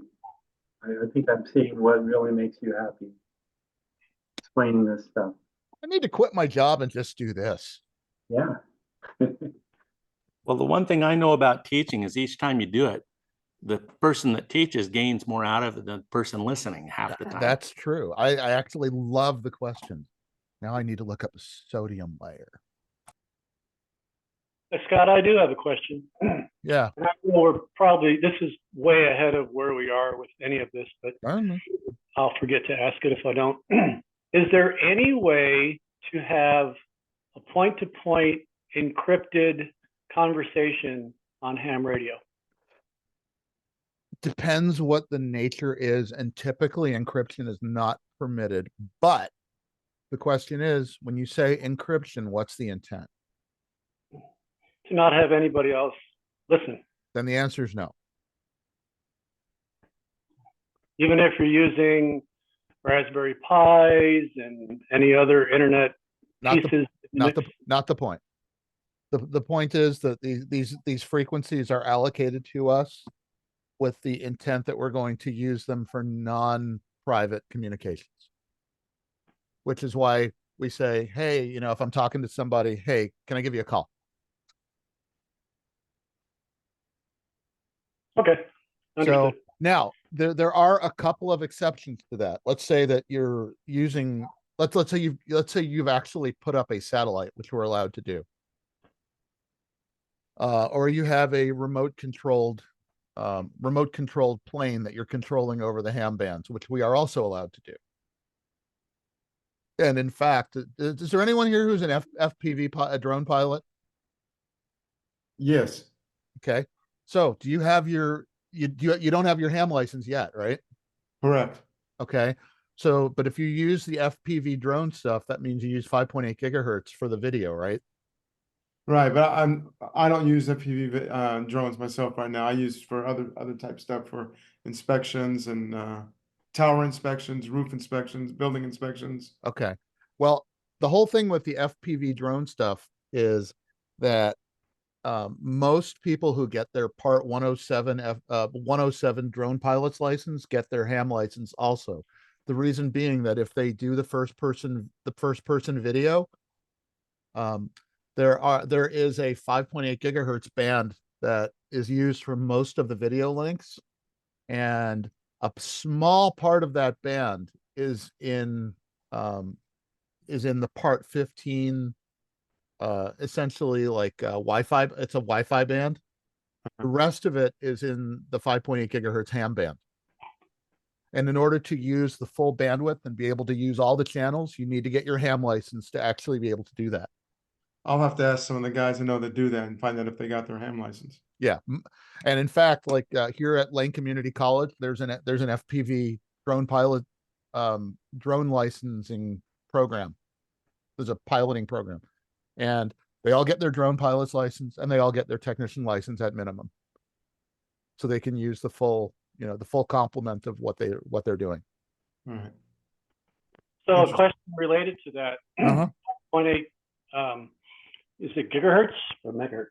5.8 gigs. 5.8 gigs. Isn't that the same frequency that home wireless telephones use? Yes, it is. Yes, it is. That's encrypted too, right? So it's a different purpose. Yes. Okay. So, but the thing is, if you're flying a remote craft, you're allowed to use encryption for controlling the remote craft.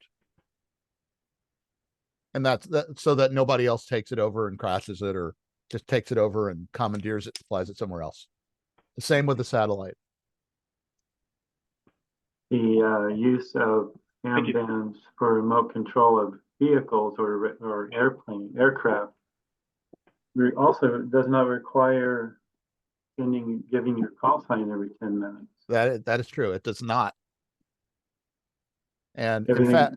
in fact, as far back as the 1950s, the 6-meter band was used at remote control airfields by a lot of hams who were also RC pilots, and they would move there. And I think there are 8 channels on the 6-meter band for RC, and that would basically give people enough room so that they wouldn't interfere with each other. And of course, there's no point sending out a Morse code signal on, a remote control signal because no one's listening to it. So the rules became that your transmitter has to have your name, your call sign, and your address on it to identify it. And you're allowed to run 1 watt, but you're allowed to run 1 watt with your choice of antennas. So you could have a gain antenna. All right, everybody back and ready to start? So many good questions. Okay, we're back to this. Okay, I looked up the sodium layer, a layer of neutral atoms within Earth's mesosphere, 50 to 65 miles up.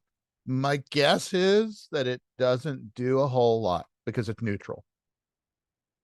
I had never heard of that before, so thank you for that. Yeah, because if it's neutral, there's no charge one way or the other. That's right. It should just pass right through it. Okay, HF propagation. HF and VHF can be bent by the ionosphere. We can have long distance ionospheric propagation on the high frequency bands. That is what I consider to be the most fun.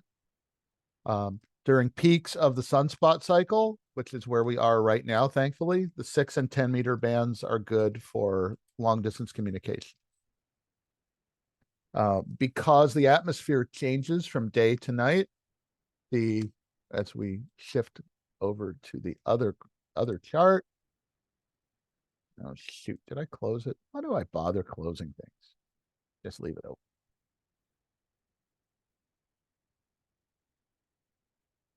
Okay, let's cancel that and we'll do a share. There we go. Okay, so 20 meters right here is kind of the break point. 20 meters and shorter, so 20, 17, 15, 12, and 10, those are the daytime bands. 30, 40, 60, 80, 160, those are the nighttime bands. And this is a result of the fact that the atmosphere changes as a result of the amount of solar radiation incident upon it. As you have solar radiation coming down toward the Earth, the solar radiation takes those nitrogen molecules and turns them into ions and creates electrons floating around. So we have more of those. At night, what happens is, this is a continuous generation and recombination thing. So we might have a stray electron floating around that they attract, and then this becomes neutral and it no longer does anything. And this one might find this one, and they attract and become a neutral nitrogen atom, at which point they no longer do anything. So we went from having 3 to having 1. So our density goes down. When our density goes down, the wavelengths that are refracted are lower. So we change from high frequency bands, we change from daytime bands to nighttime bands. The higher frequencies, shorter wavelengths, are the daytime bands, and the lower frequencies, longer wavelengths, are nighttime bands. We see this every single day. It happens every day. So that being said, the 10 meter band is a daytime band. So from dawn to shortly after sunset, basically when the sun is shining, in particular, when there's a lot of sunspots, when there's a lot of solar activity. 10 meters can be really good. Like I said, 10 meters was open from the West Coast to Europe for the first time that I can remember in 20 years, a couple of weeks ago. Irregular fading of signals propagated by the ionosphere. Well, okay. One thing is if you have a handheld radio, what's something you can do? If you have a handheld radio and you're standing, what can you do? Move around. You can move around. What happens if you have an antenna that is cut for the 20-meter band and is 10 meters long and is attached to your house? Can't move it. You can't move it. What can you do about it? You can do absolutely nothing. So a lot of people might think of the ionosphere as a static thing, but in fact, the ionosphere is a very dynamic thing. And in fact, it is lumpy and it moves and it changes in height just a little bit at a time. This might be moving this way or up and down. And what ends up happening is the path length from here to here might change by 25 feet. Well, if it changes and then it comes back to here, and this person is right here listening to this person, what they'll hear is fading of signals. They'll fade in, they'll fade out. Sometimes they'll get really strong. Sometimes they'll completely disappear from minute to minute. And that's caused by path changes.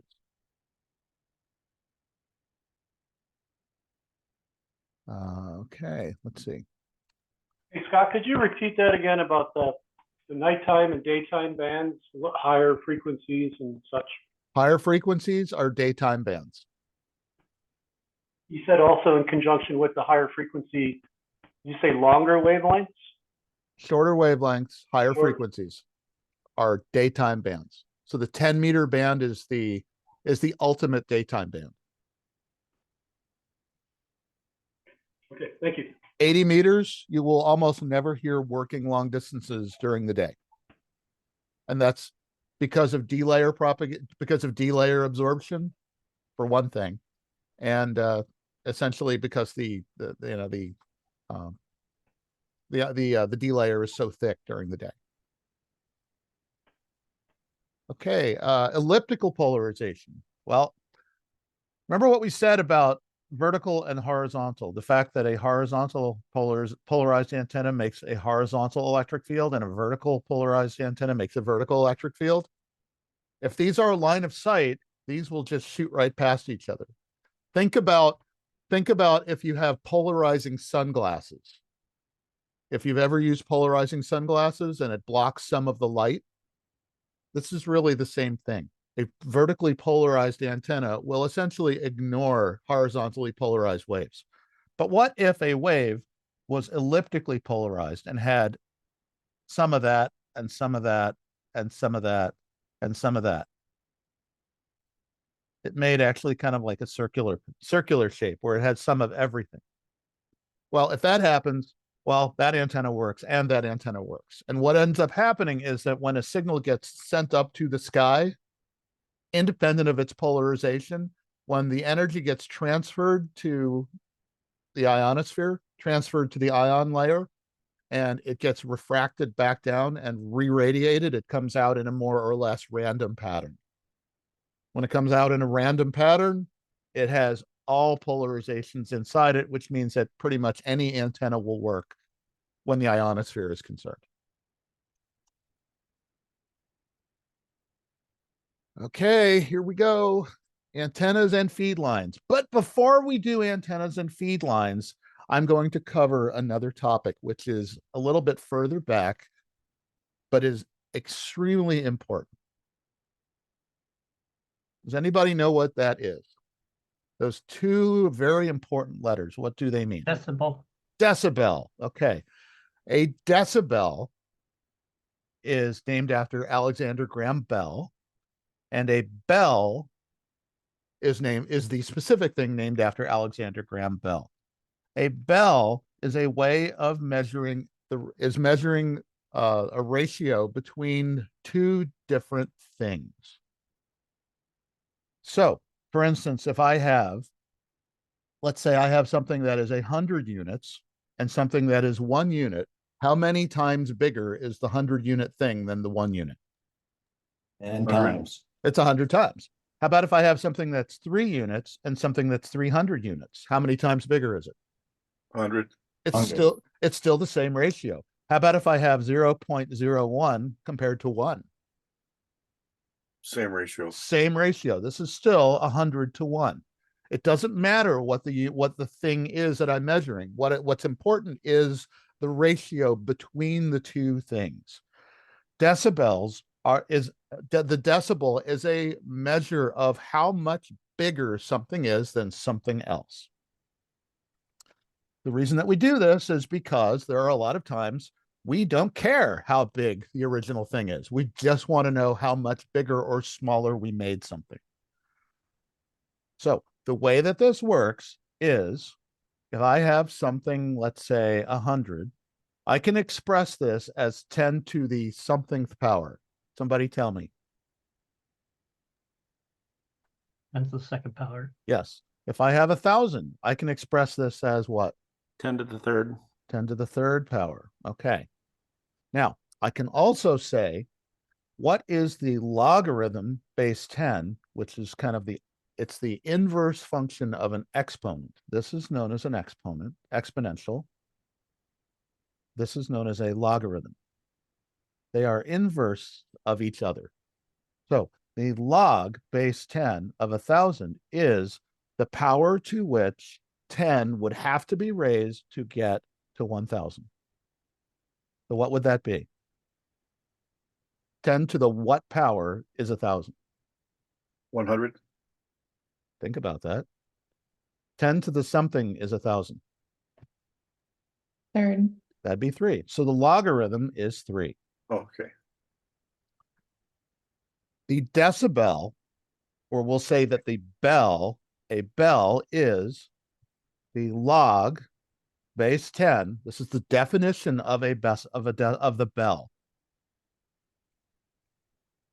Log base 10 of P2 divided by P1. This is the ending point, and this is the starting point. So if I started this change, whatever this is, I started at a value of 1.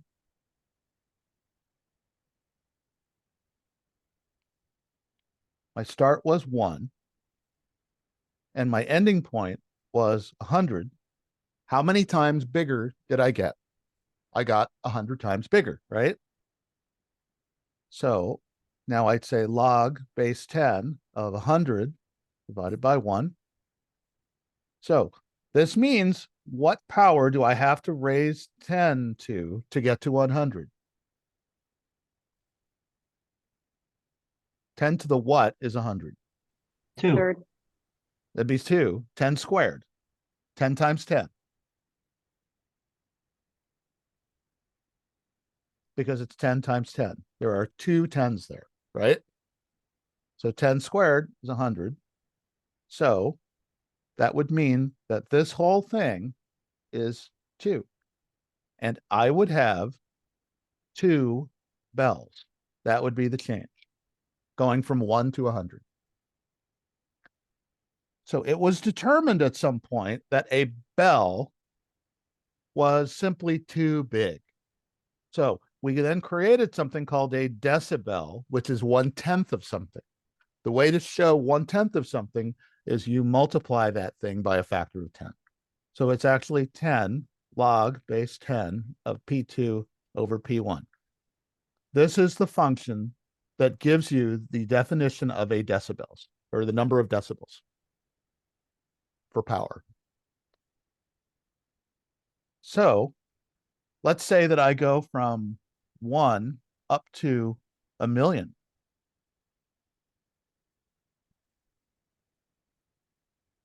So this is P1 and this is P2. I said the number of decibels, 10 log base 10 of 1,000,000. 6. Right? Okay.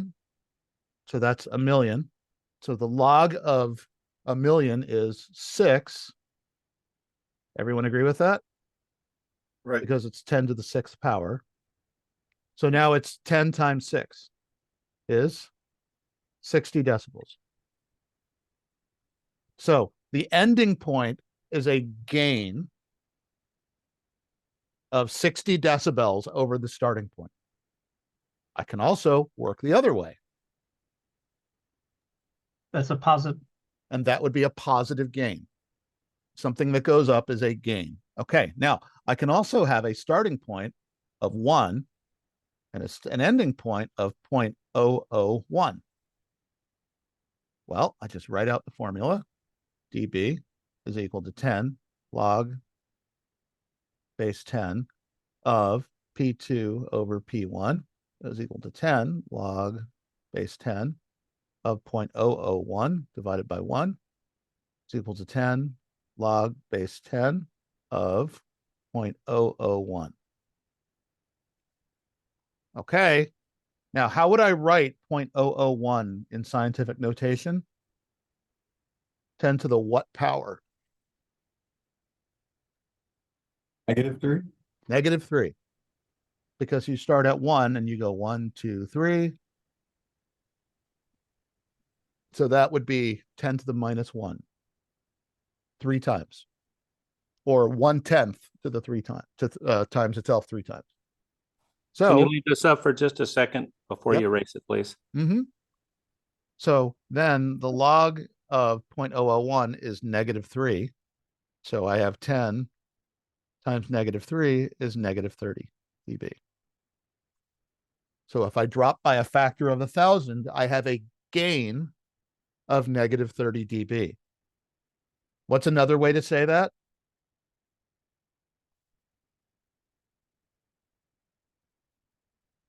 I could also say I have a loss of 30 dB.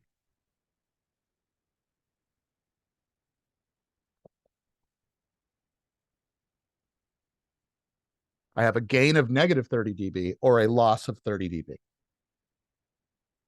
Those are the same thing. The only way I'm able to do this is with the scientific calculator.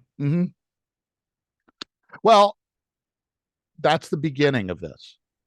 Yeah, I never got that far in math. I just know how to use it with the scientific calculator. Okay, but now okay, somebody asked me to keep it up. Can I erase this one? I got it. Here we go. Okay. Now, this is really, really important because for the most part, we never use scientific calculators to calculate any of this stuff. And I will show you why. Let's say I have a starting point of 1 and I go up to 10. Okay. Decibels is equal to 10 log base 10 of 10. What is the log base 10 of 10? 10 to the what is 10? 1. 1. This is just 1. So that's exactly 10 dB. So 10 times is 10 dB. If I drop it down by a factor of 10, it's -10 dB. So here's the next one. If I go up from 1 to 2, I have 10 log base 10 of 2 over 1 is 10 log base 10 of 2, which is approximately equal to 3. Log base 10 of 2 is about 0.3. 2 times is 3 dB. 2 within a couple of decimal points. 10 times is how many dB? 10. 10. Those are the only 2 things you need to memorize. If you know those 2 things, you will never make a mistake and you'll get really, really close. And the reason I can say that fairly confidently is, here we go. We're going to go, and this is shorthand that we use, all the time. Most people never bother to get a calculator. So let's say you go from 1 watt to 600 watts. Okay, somebody give me the chain of things. You know what? Let's make it 800 watts instead. That'll give us something exact. Okay, using nothing but 2s, factors of 2s and 10s, somebody start at 1 and get me to 800. We start at 1. Somebody give me a number that's either multiple of 2 or multiple of 10. Multiple of 2. Okay, so that would be 2 watts. Okay, what's the next step? Someone give me another step. Another 2 watts. Okay, so that gets me to 4. Give me another one. Another 2 watts. Okay, that gets me to 8. Okay, how do And I get times 10 will get Yep. you to 800. Times 10, 80, and then another one gets me to 800. 100. Okay, so this is 2, and this is 2, and this is 2, and this is 10, and this is 10. Okay, every time I double, how many decibels is it doubling? 3. 3. That's 3 dB. Okay, how about the next time? How many dB? Every time I double, it's just 3 You go decibels. 3. Yep, 3 dB. How about the next time? Same thing, 3. Okay, the next one? 10 times. How many dB? 10. 10. And the next time? 10. Okay. Add them together. 29. 29. If you want to check it out using your calculator, you can. It'll probably be very, very, very close. And that's how we can get through using decibels to make life a lot easier. The other reason that we do this is, somebody tell me when I can get rid of this and go to the next one. Okay, here we go. Okay, so let's say we have this.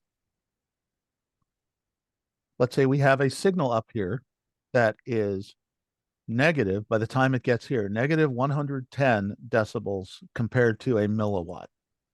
That's just another terminology. That is coming in at our antenna. That is the signal strength compared to a milliwatt of power. So what is negative 110 dBm compared to 1? 1, 2, 3, 4, 5, 6, 7, 8, 9, 10, 11, and then put in decimal points. Does everybody see why we use this terminology as opposed to the terminology on the left? What makes it so much more useful? That's a lot of decimal points to keep track of, isn't it? Right. That's a lot of zeros. It's very compact. It's very easy. Okay. Now, here's the next step. We have feed line. This gives us a loss of minus 3 dB. And now we have, We're at 113. Yep, Negative 113. we're at, because you just add them together, now we're at minus 113 dBm. It goes through some kind of box, which has a loss of 0 dB. It's basically just a piece of wire. Then we have another one, which we have minus 7 dB. As we go down, what is our signal strength down here at the left side? We're at minus 120 dBm. We know exactly how much strength is there. So now let's say that we have a receiver down here, which has a minimum discernible signal of minus 115 dBm. That is the MDS, as it's called, which is minimum discernible signal. Will we hear the minus 120 signal or not? Doubtful? Nope, you will not, because it's below that minimum threshold. So we know that even if we try, we won't hear anything. Okay, can you guys see any place to improve something? Just looking at the signal, looking at the path. Fix the wire going into the receiver. Yeah, look at that. You've got a 7 dB loss right here. If we made that a minus 2, then we would be at minus 115. So we have our MDS of minus 115 dBm. So we're no longer at 120, negative 120. Now we're at minus 115. And guess what? We can hear our signal again. But let's say that that's not possible. Let's say that for whatever reason, you can't replace that cable. right? It's buried in the ground, and that's what you've got. So can you think of anything else that we might be able to do? The feed line from the antenna to the Yeah, but The- this is to this the- is but this is minus 120. We'd have to gain 5 more decibels. If we're already at -3, there's not much you can do there, is there? no. Okay. The antenna wire? Yeah. Well, you could put up a better antenna. If you know that a signal's coming from this direction, you could add an antenna that gives you 7 dB of gain, for instance, Do you in want that to direction. boost? Do you want to boost your signal? You could do that too. Amplifier. Yeah, you could also right here put in an amplifier, Right. Mhm. which has a minimum discernible signal of -115 dBm and has a gain of +10 dB. And we'd put it up there at the top instead of at the bottom, because if you put it at the bottom, you can't amplify what you can't hear. If you put it at the top, you can amplify what you can hear, and all of a sudden it works. Notice what we've now moved to, everybody. Using math, what have we now moved to? We've moved from just having a bunch of wires to actually building a system. Congratulations, you've moved on to the next phase, which is how a radio system functions. Understanding how this stuff actually works. Decibels are a key factor in all of this. So let's say that I have a piece of cable. I'm gonna put this receiver here again, and I have a mystery cable, big question mark, that goes all the way up to my antenna. And this has a minimum discernible signal of -115 dBm again, and the signal here is -110 dBm. And I have a mystery cable. This mystery cable has a loss of 2 dB per 100 feet at frequency. As you pick a cable, the loss will typically increase with frequency. So the higher the frequency, the worse the loss of the cable. What is the biggest amount of loss that we can take and still be able to hear something? If we start at 5? -110 and we end up at -115, we can handle 5 decibels of loss. Knowing this right here, how long can our cable be? What's the maximum length of cable we can use? 250 250? feet. Maximum of 250 feet. Congratulations, you've just built a radio system. If you have a cable TV system and they say, "Oh, the cable section's bad, let's replace it. Let's put a preamp out there." If they come out to your house, this is what they're doing. Congratulations, you've just built a system.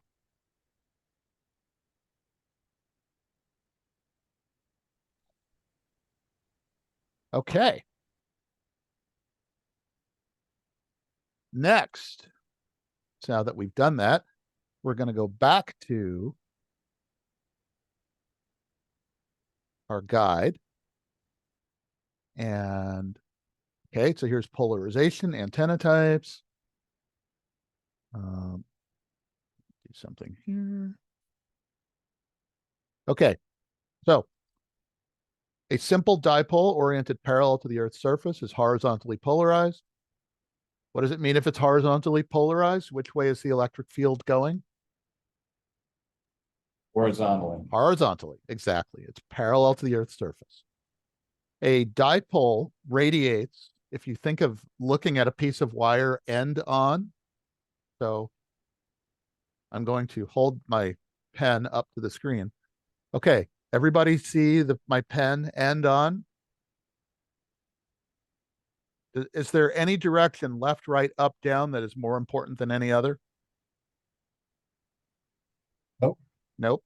So the symmetry of a dipole is just a half wavelength long piece of wire is left and right and up and down. It is basically broadside in a figure in like a donut around the wire. The radiation pattern looks like a donut around the wire.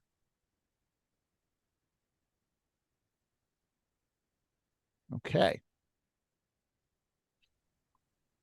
Notice they say broadside to the antenna. That is a donut around the wire.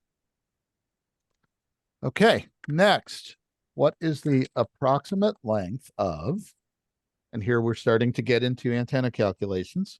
Let me switch over here.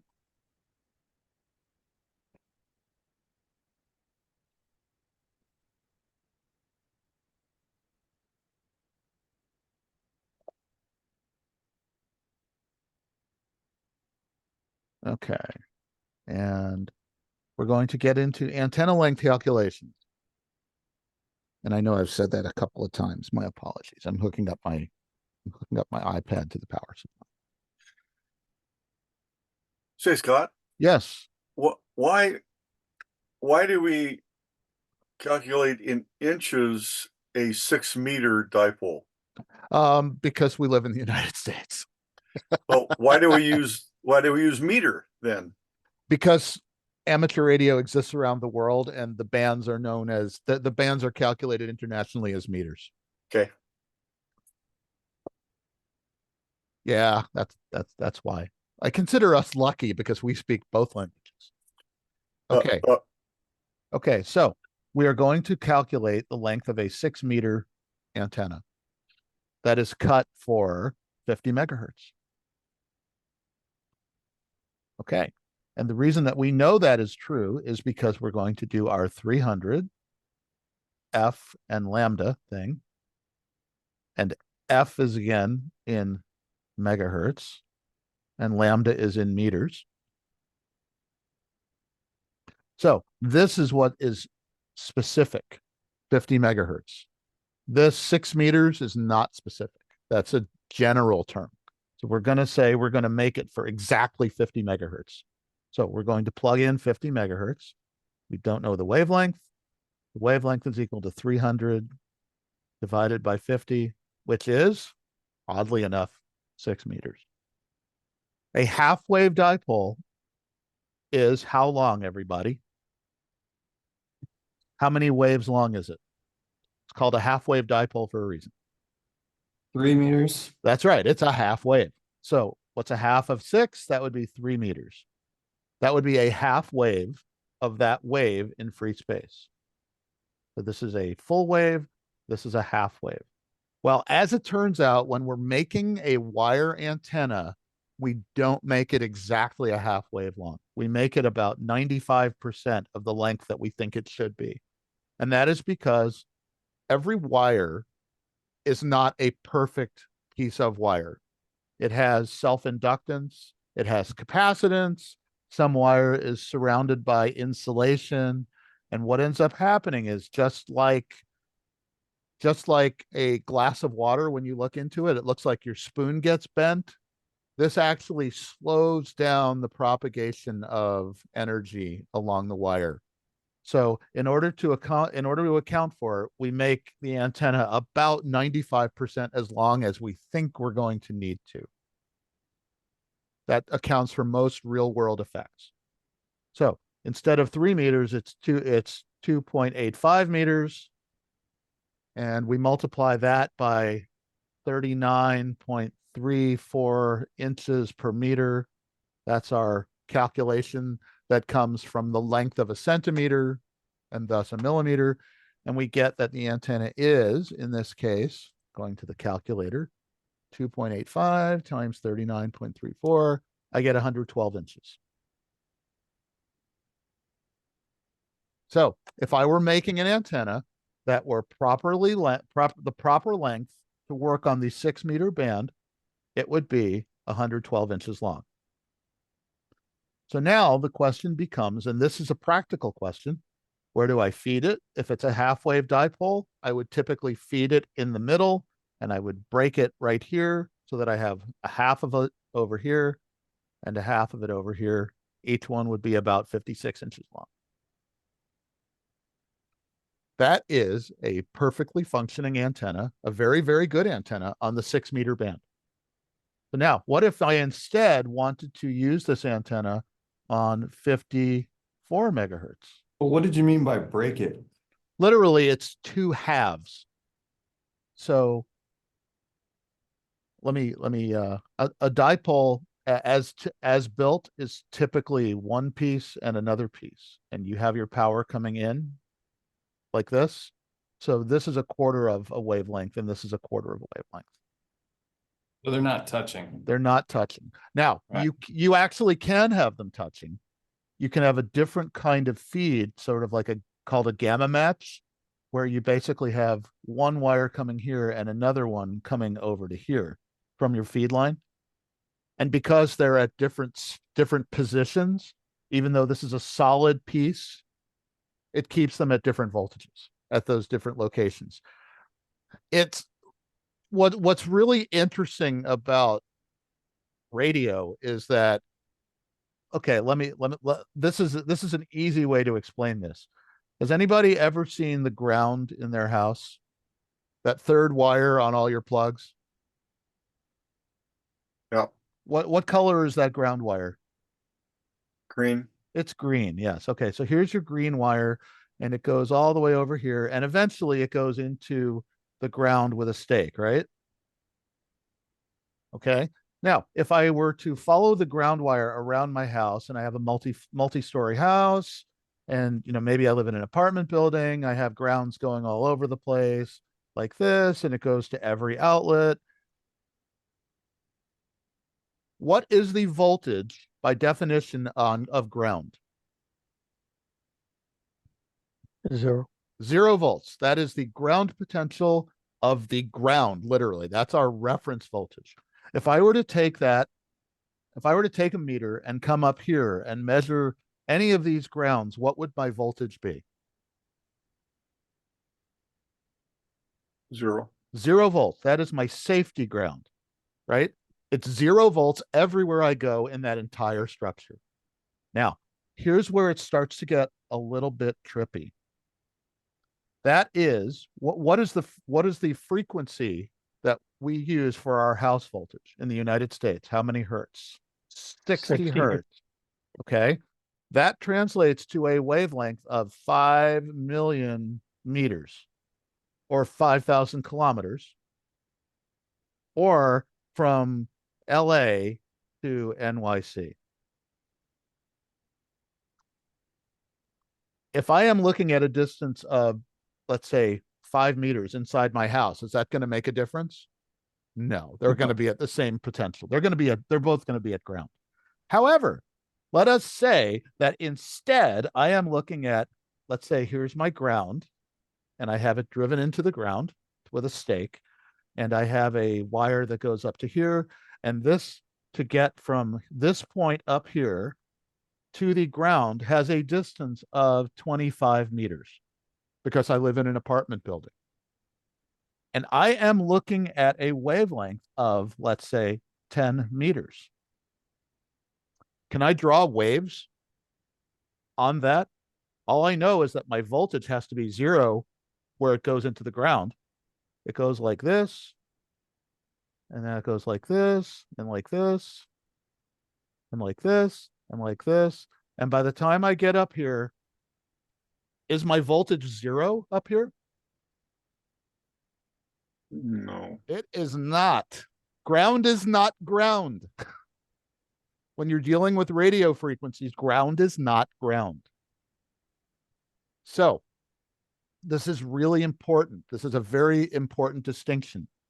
The same way with antennas, that ground is not ground, and voltages can be different at different places based on the wavelength that you're using, which is why it is actually possible, even though it looks like this would be a short circuit. Doesn't it look like this would be a short circuit? Yeah. Yeah. Right? That is not a short circuit. The spacing that you have between these points allows there to be a voltage difference at a certain wavelength and frequency. And this is known as a gamma match. And that's how we actually feed energy into a solid piece of aluminum. at radio frequency. Now, Scott, Yeah. when we're building these, should that ground be only one place in your house? Yes, it should. And it should be as close to the equipment as possible. Okay. And yes, I can say with confidence that I was once holding a microphone, which was on a metal stand, and I was in a second story of a townhouse, and I leaned forward to talk, and I hit the transmit button, and I got an RF burn on my lip from the microphone because it wasn't at ground. I actually got an RF burn on my lip. And I don't remember if this was from here or from a CERT class, but if you put a ground on either side of your building, it can potentially create fire potential. Is that right? That I don't know, but I know you can create ground loops at certain frequencies. You can actually have significant amounts of current flowing through the ground by creating a ground loop, which is caused by having multiple grounds. Okay, let's see. So antennas. If you're going to make an antenna, should you make it too long or too short to start? This is practical stuff. Too short. I don't think so. Why would you make it too short? Too long. Too long. Because what can you do with an antenna that's too long? Make it shorter. You can cut it. That's right. What happens if you made it too short?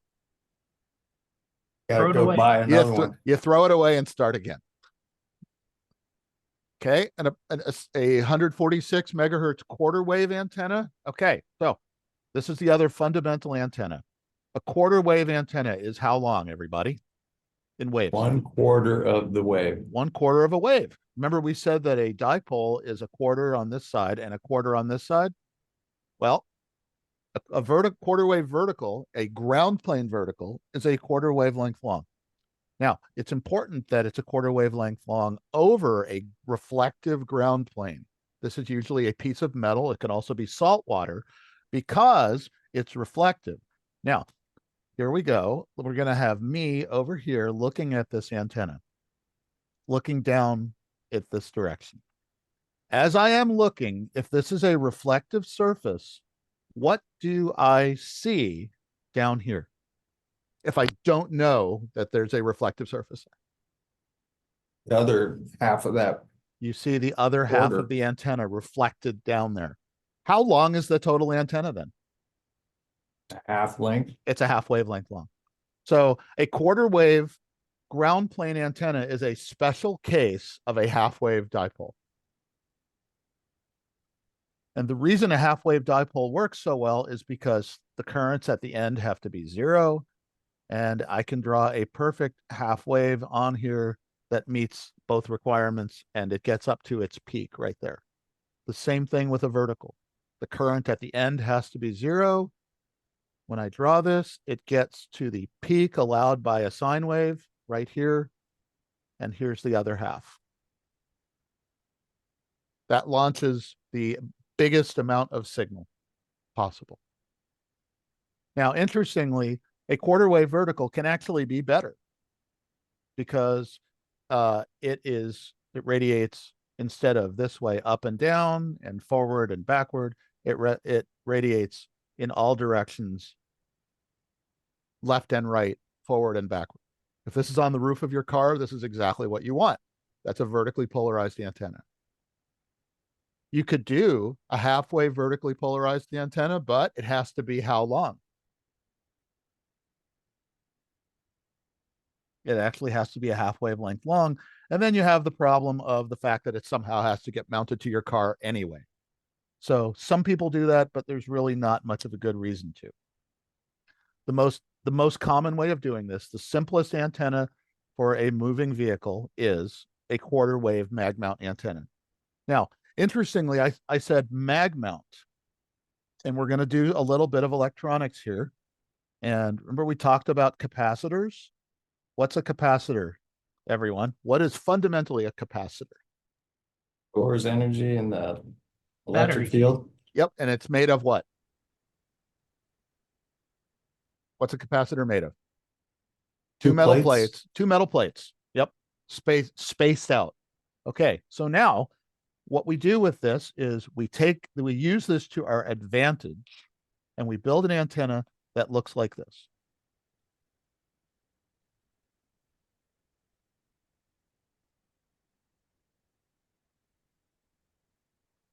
All right. Okay. So we have the vertical part.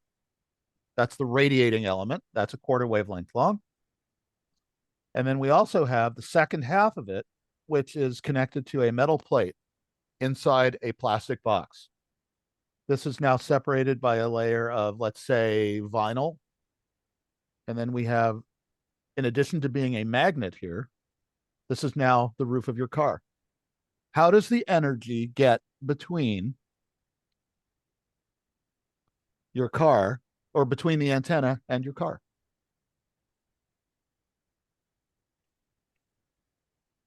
What do you think? What is magnetic field? Yeah. What is this right here? That's a plate. And what is the body of your car made of?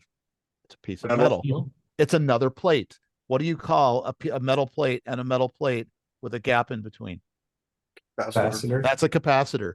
What do you remember capacitors do with AC? Goes right through. Goes right through.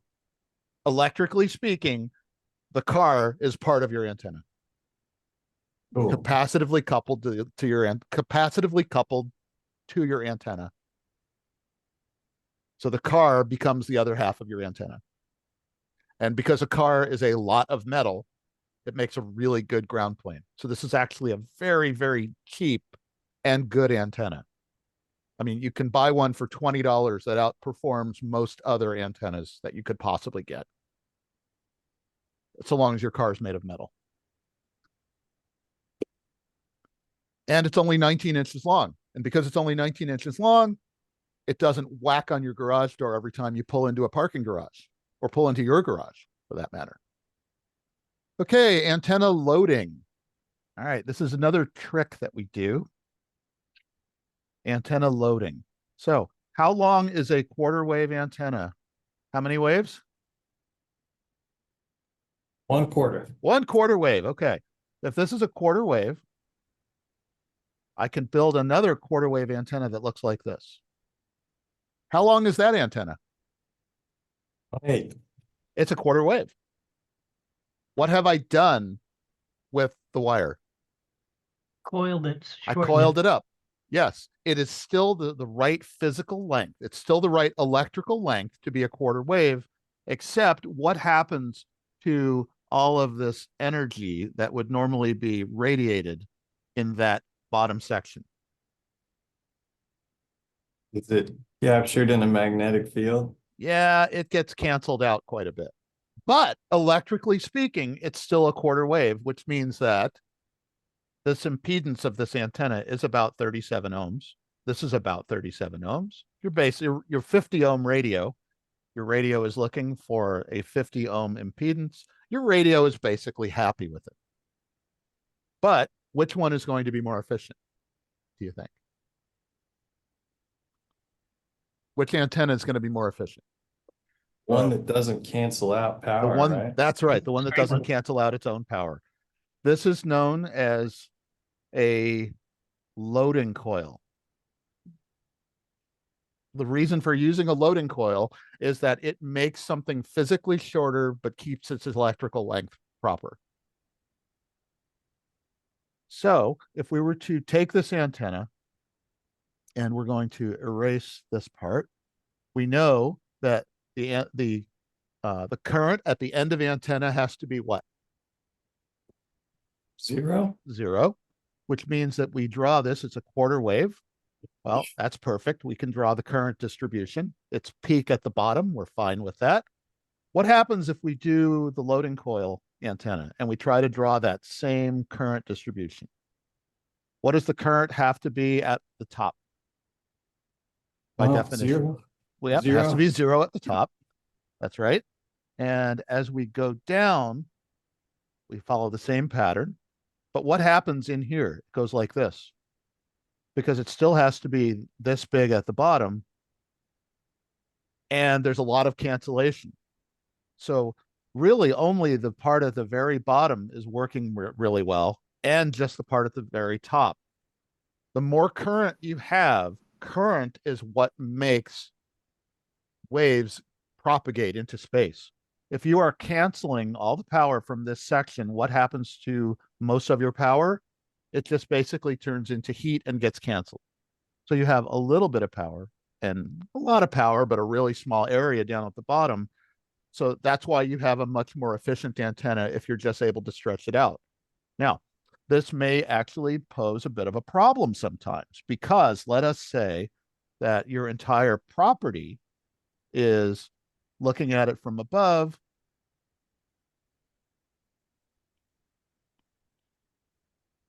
(20 by 20 feet).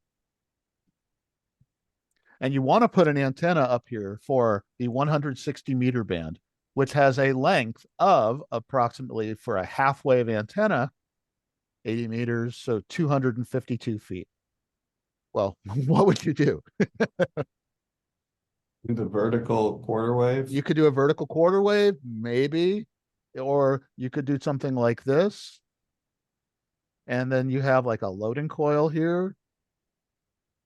So there's all kinds of ways to use loading coils. And maybe you have like a capacitor over here, something like that, to make them kind of like connected. So now, is this going to be as good as an antenna that is completely stretched out and is 252 feet long? No. Of course not, right? But you do what you can. That's part of the goal of this class, to teach you that, okay, well, we're going to be designing antennas. You're going to be building things. They may not be perfect, but you'll be able to figure out how to make them work. Okay. A beam antenna. This is a beam. A beam antenna is an antenna that has directionality in the forward direction and reduces the amount of energy coming off the sides and reduces the amount of energy coming off the back. Now, if I were to draw a Yagi, the driven element, which is where the power goes into a Yagi, is actually a half wave dipole. And then spaced about a quarter wavelength away from that is something called a reflector, which is a little bit longer than a half wave. And then you have directors. And these are shorter, which gives a Yagi its traditional look, which looks something like this.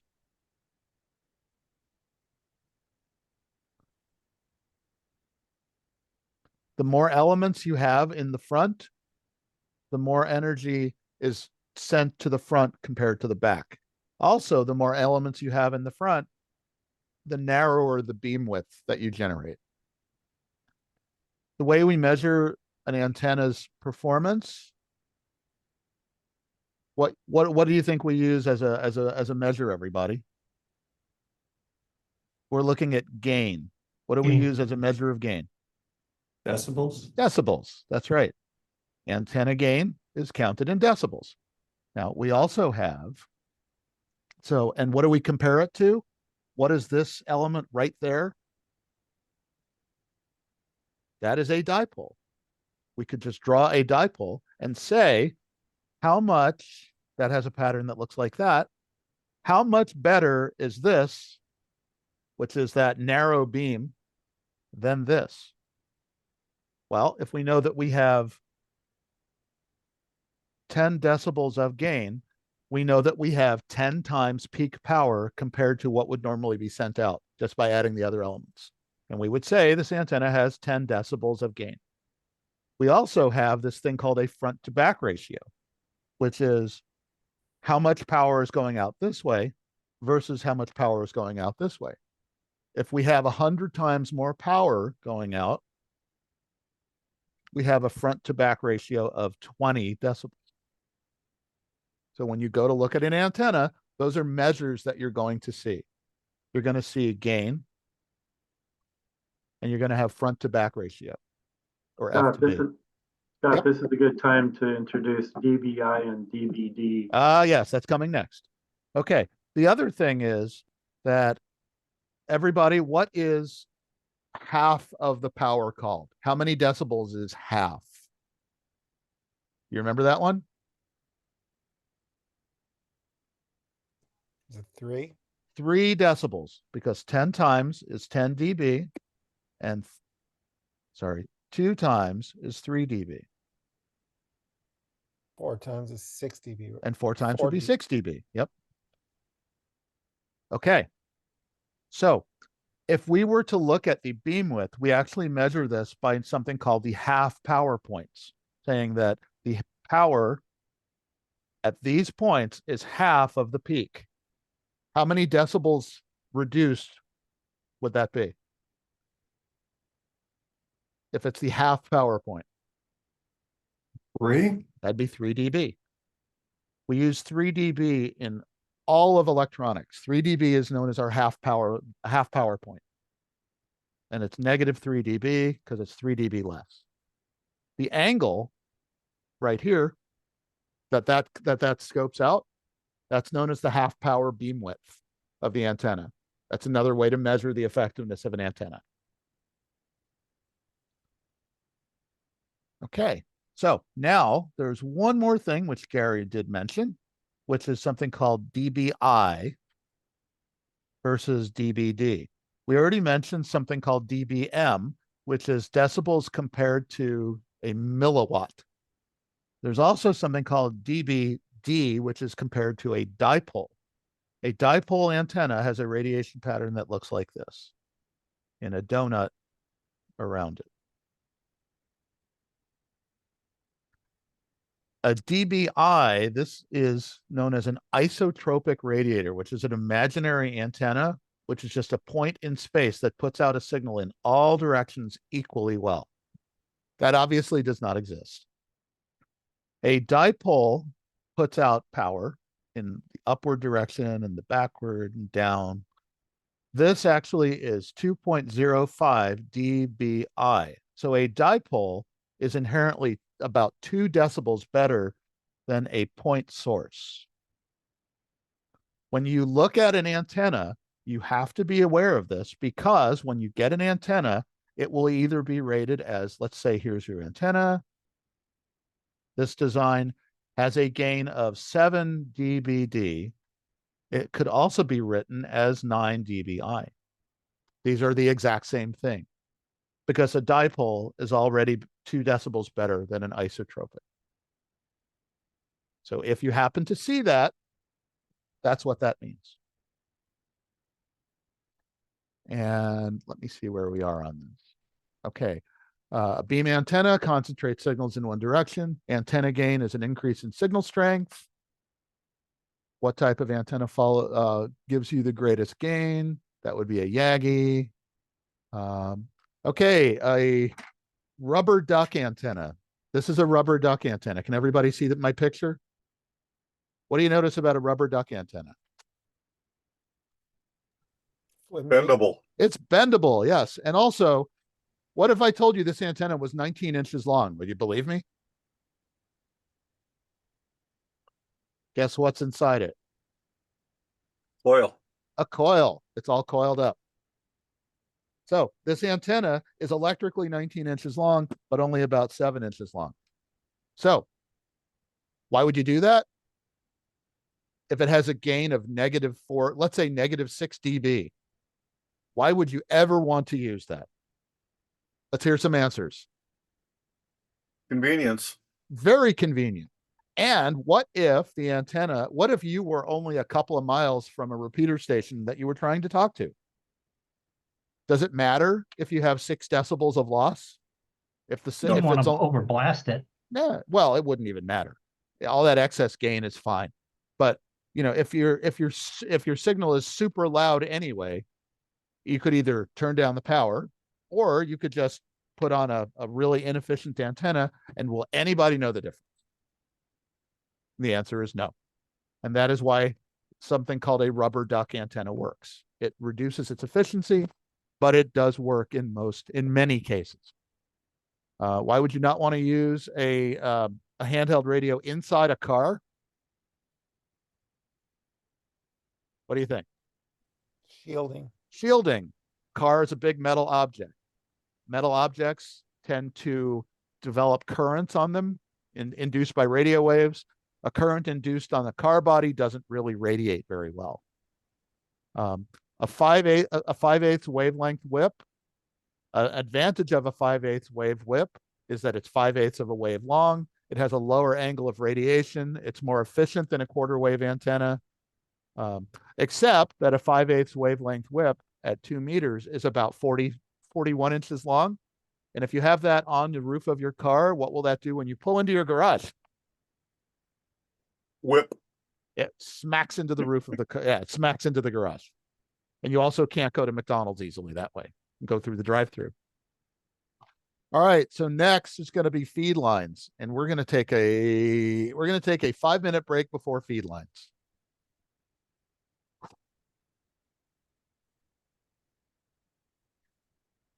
And I'll be back in just a minute.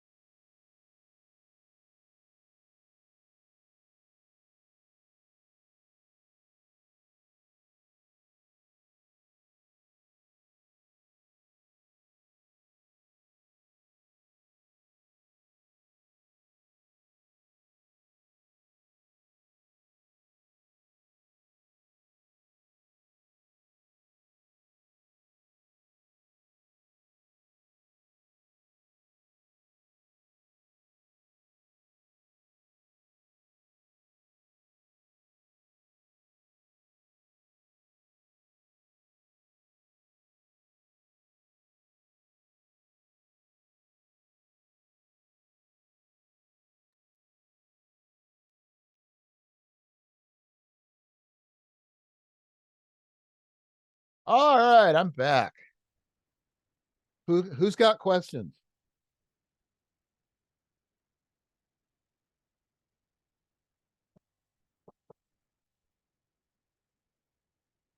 Anybody got questions?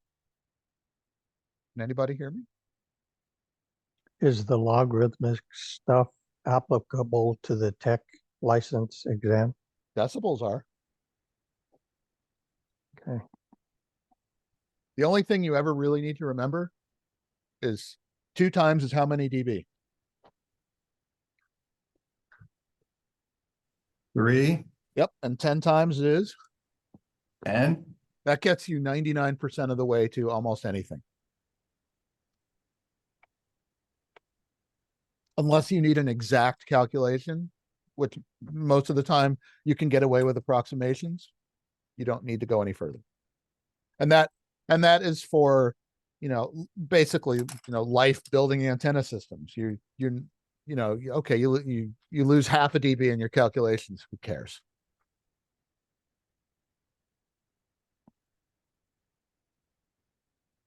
If we fail all of the math, what is the likelihood that we will still pass this exam? Okay, have you been taking practice tests? I have not, because I do not feel ready for them, but I've been looking at some of the practice questions and there's very few math related things on there. That is true. So that's made me feel more positive about this. Okay, but why do you think you're going to fail the math? Because I've failed every single math class I've ever taken. Oh, okay. Well, I'm very behind on all this. Like, even algebra is confusing for me personally. I know most people in this class probably don't feel this way, but okay. I'm asking for myself. Okay. Hey, Scott. Yeah. Well, wait. So at most you will see three or four math questions on your test. At most. Thank you. Mm-hmm. Thank you very much. I definitely encourage people to take those tests right now. Yep. Well, today, 2, 3, 4, 5 times, because it really lets you know where you're low at. Yep. I totally agree. Thank you.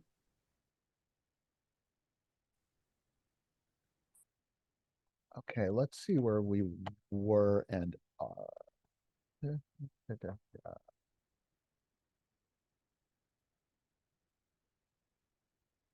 Okay, so questions before we go on, because we're on to feed line. Okay, so feed lines. A feed line is a way of connecting a radio of whatever kind to an antenna of whatever kind, or another device that either amplifies or something like that.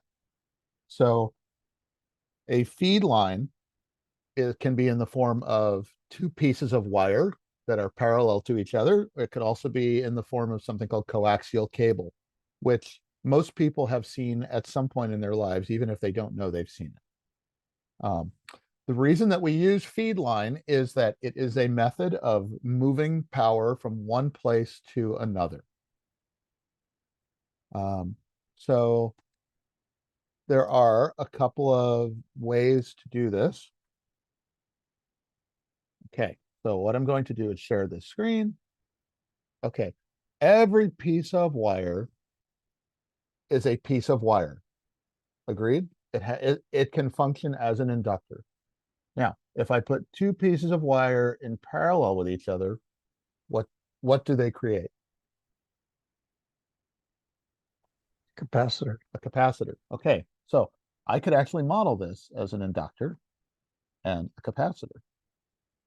But depending on how long it is, it goes like this. Inductor, capacitor. And I can actually split a capacitor in half, do it like this. And then I still have inductors, and this goes on forever. So this combination of sections, like right in here, this has something called a Z naught, which is a characteristic impedance. I guess we'll just call it Z. The Z in, Z out, and characteristic. So we'll call it ZC. What is impedance, everyone? The ability of something to resist the flow of what? Energy. What form of energy? Electricity. Resistance. Electron. Resistance is DC. Impedance is AC. AC. Yes. So a feed line, which is two parallel wires, has a characteristic impedance that is defined by the wire used and the spacing in between. Now, this doesn't generate losses. It doesn't really cause you to lose energy. Now, what does cause you to lose energy is resistance, the gauge of this wire. That leads to ohmic losses that takes energy and generates heat through the power equation. So That means that the smaller the wires you have, the more heat will be generated because of the resistance in the wire. So in order to make a transmission line or a feed line that takes power in this side and sends power out that side, what are two things that what's the one thing you want to optimize? Gauge. Gauge, wire gauge, right? You want big fat wires. Well, what's the problem with big fat wires? Can't use them everywhere. That's right. They're really big and really heavy. I mean, these are copper, right? Those really big wires get really, really heavy and they become unwieldy. Also, because that changes the inductance, you might have to change the spacing because you have an inductor and a capacitor, and that generates a characteristic impedance that looks like this. So you might have to redesign something. But ideally, yes, what you end up with is that you want your wire gauge to be as heavy as possible. Now, the other thing is that as your frequency goes up, your feed line typically gets worse.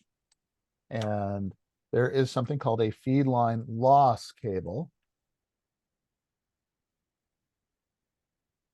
which I'm going to bring up. Feed line attenuation chart. And this is like super important.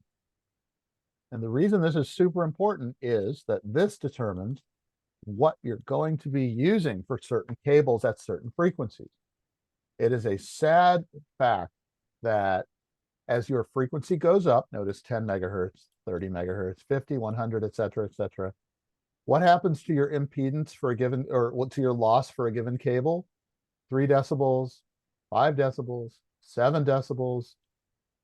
At 100 megahertz, 100 feet, it's usually measured in 100 feet, is for that particular cable. How many decibels of loss that I have highlighted?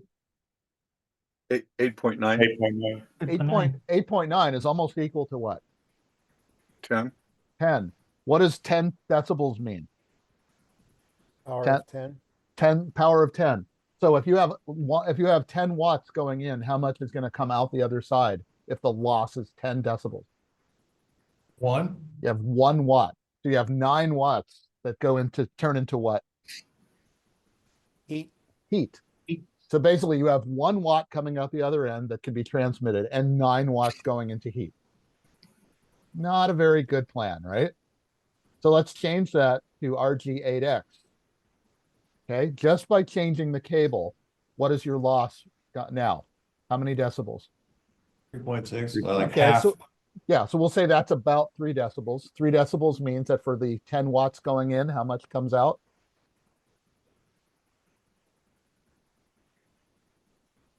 About 7. 3.3. Now 3 decibels is 2 times.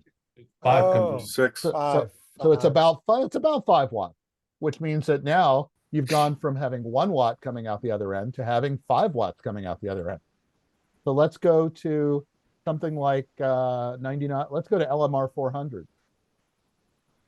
Your loss is now down to 1 decibel, Oh, which is basically almost 0. So maybe you've got, of those 10 watts that go in, 9 watts come out the other end. So just by changing the cable, you've really, really changed things a lot. Now let's make it even worse. Let's go to the 70 centimeter band, which is 450 megahertz. Is this HF, VHF, or UHF, everyone? VHF. Where's the limit between VHF and UHF? How many megahertz? 300. 300. So 450 is in the UHF band. Yeah. All right. So let's take a look at very common RG58.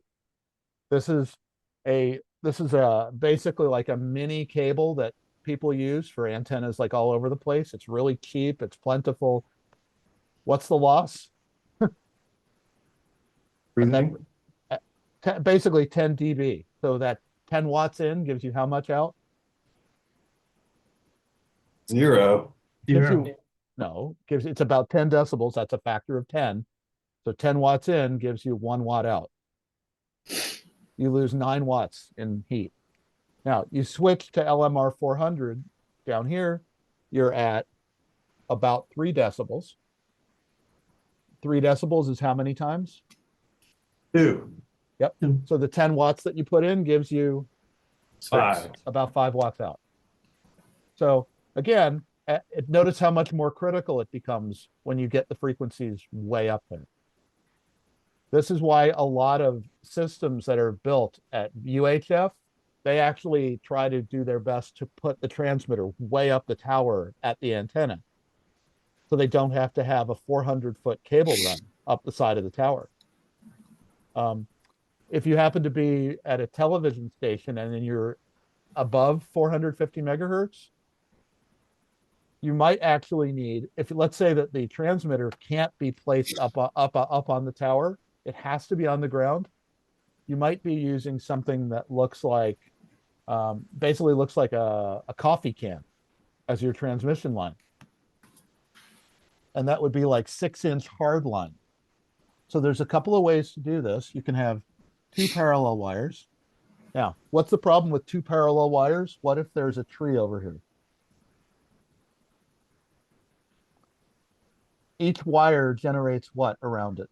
If it's carrying current, what does it make around it? Field. A magnetic field. It also has an electric field in between the two. What if there's a tree nearby? What will happen when the magnetic field passes through the tree? Microwave the tree. Yeah.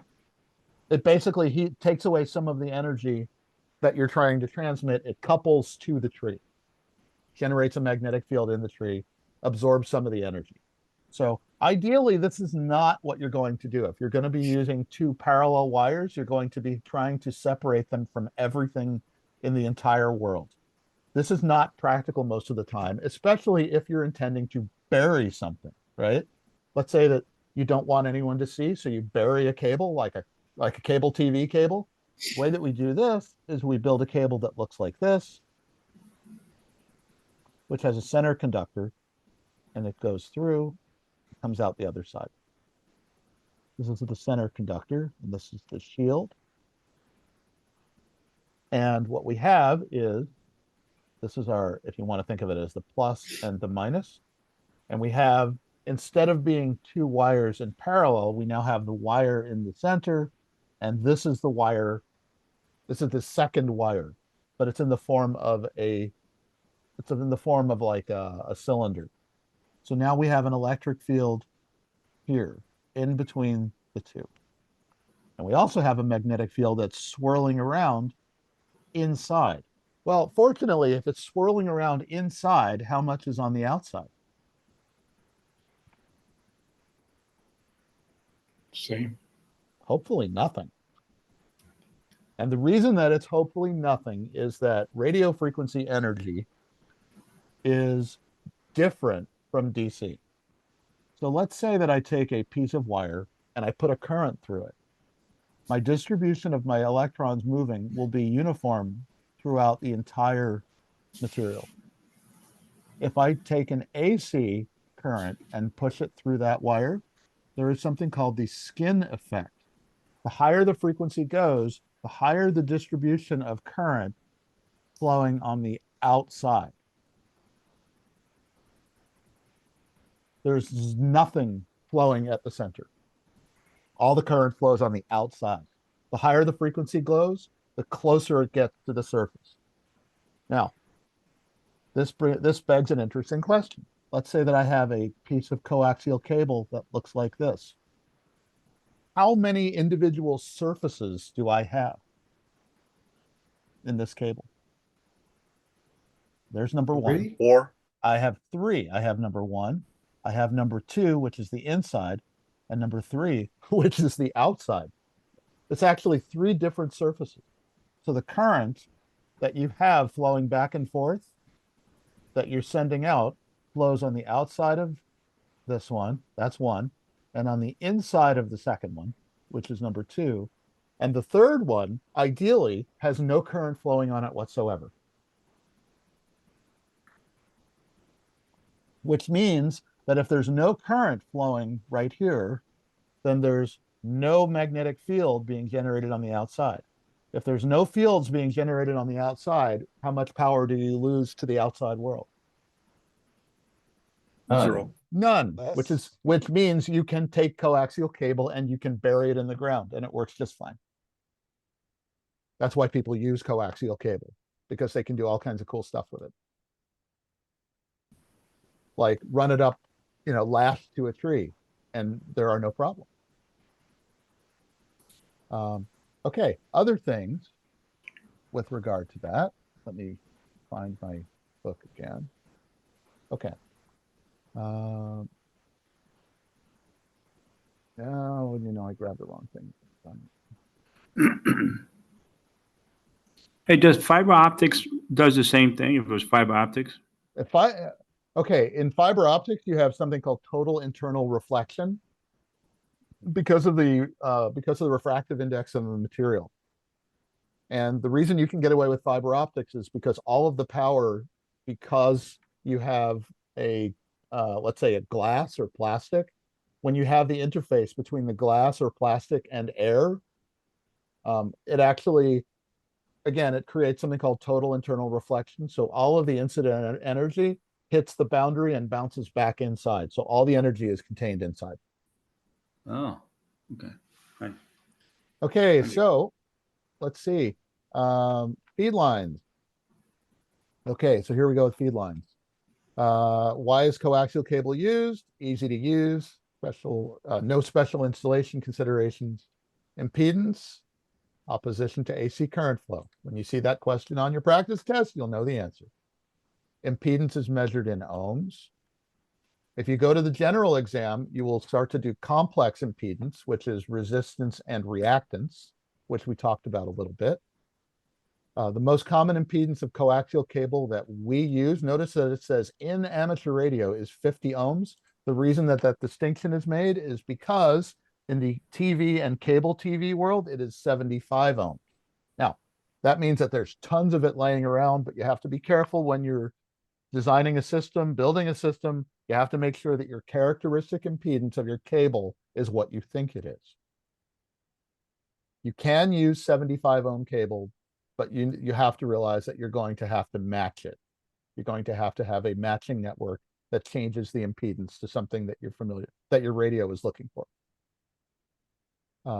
As the frequency of a signal in cable increases, which we saw, the loss gets worse. The difference between RG58 and RG213, RG58 is about the thickness of this pen. RG213 is about the thickness of my index finger. Bigger cable is going to have less loss, which is why sometimes if you run a TV station, you're going to have cable that is as big as my coffee cup. It'll still be 50 ohm cable, but the conductor inside might be an inch across and the whole thing might be 4 inches in diameter. If it still has the same proportions, it can still be 50 ohms because that's a characteristic value. But it'll also have very low loss and be really good at high frequencies. Now, let's say that you did use, why would you not want to use feed line?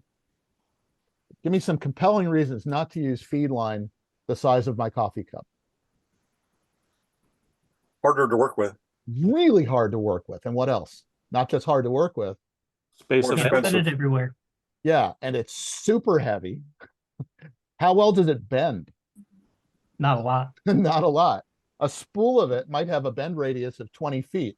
Okay, so in addition to taking 5 or 6 people to move a spool of it, it's really hard to bend. It's really hard to unbend. What is it typically going to be filled with? What are you going to? Coffee. Yeah, what are you going to fill it with? Well, if it's a 4-inch diameter thing and there's a 1-inch diameter piece of cable or piece of wire inside, that's typically going to be hollow. What are you going to fill the hollow space with? Insulation. Silicone? Yeah. Insulation, polystyrene, maybe air. Sometimes there's something called heliax, which actually has a coiled piece of plastic that runs on the inside. Okay, well, what happens when you don't seal it properly and you get water on the inside? Orbs the power? Bad signal.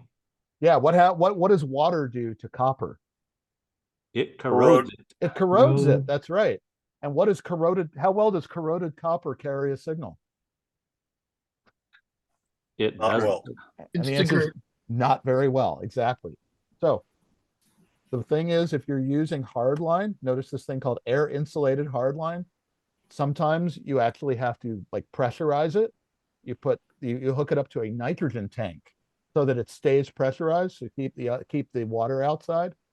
There are very special things that you have to do with it. Now, why would you ever want to use this?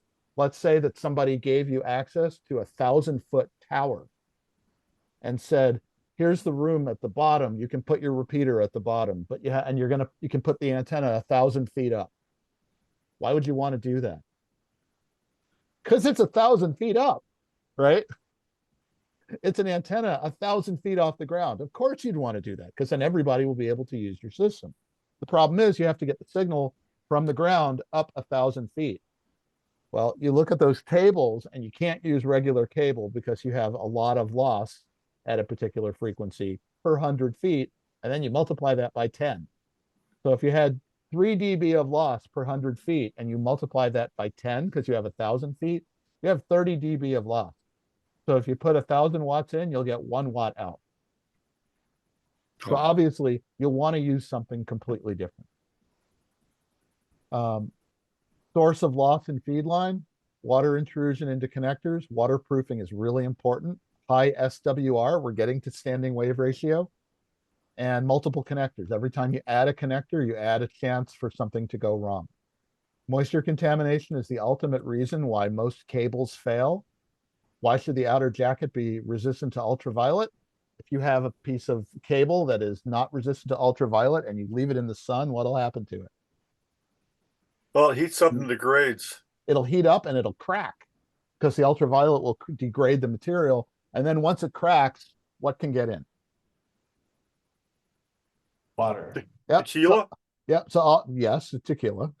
Tequila would actually probably be better. But basically once it cracks, then it degrades and you get water inside, and water destroys cable. So okay, a PL259. A PL259 is the most commonly used connector that anybody uses. And the reason that it is because they're cheap and they're easy to work with. And a PL259, if you've ever used a piece of radio gear, where'd it go? A PL259 looks like this. That's a PL259. That is your standard connector that almost everybody uses everywhere. Notice that this is crimp solder attached. Some people like to crimp them. Some people like to solder them. But this is known as a PL259. The mating connector is an SO239. And notice what this says all the way on the left-hand side. What does that say, everybody? UHF. UHF male. Terrible. Terrible for use at UHF. Why is it called UHF? They are absolutely awful for use at UHF frequencies. If you're going to use a UHF connector, you typically never want to use it at UHF frequencies. Instead, you want to use something called an N connector. Notice an N looks like this.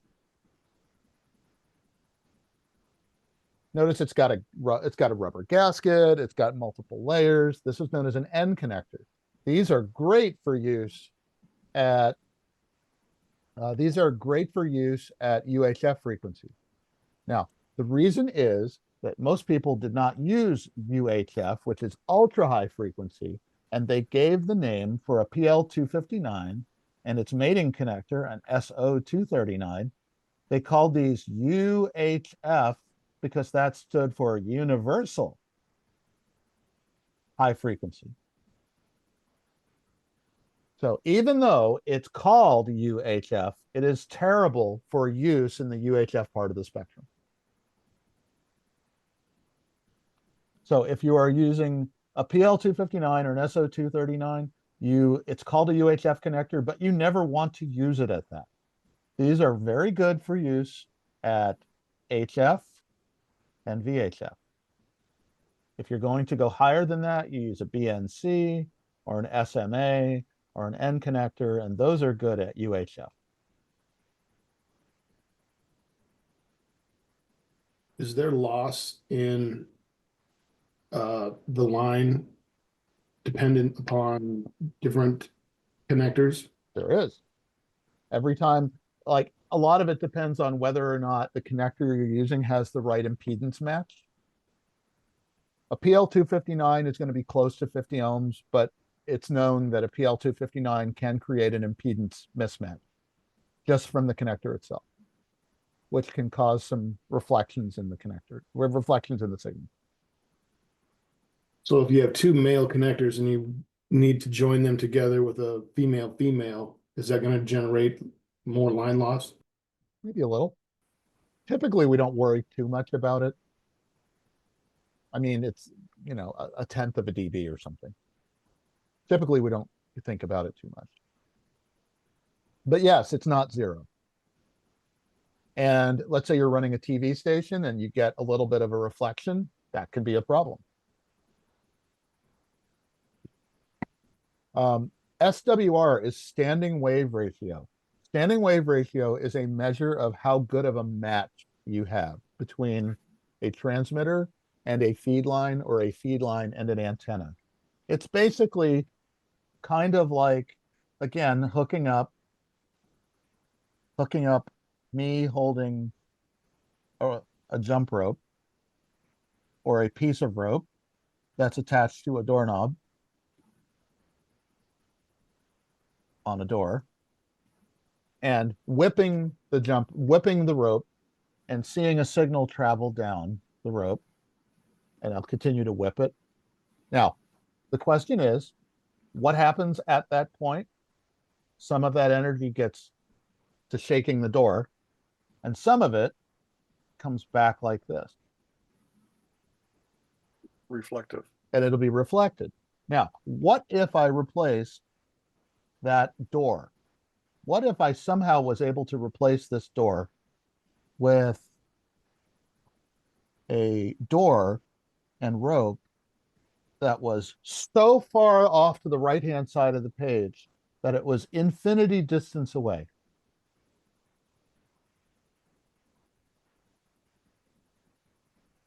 Would I ever see anything come back? No. I would not. No. That No. would be a perfect match.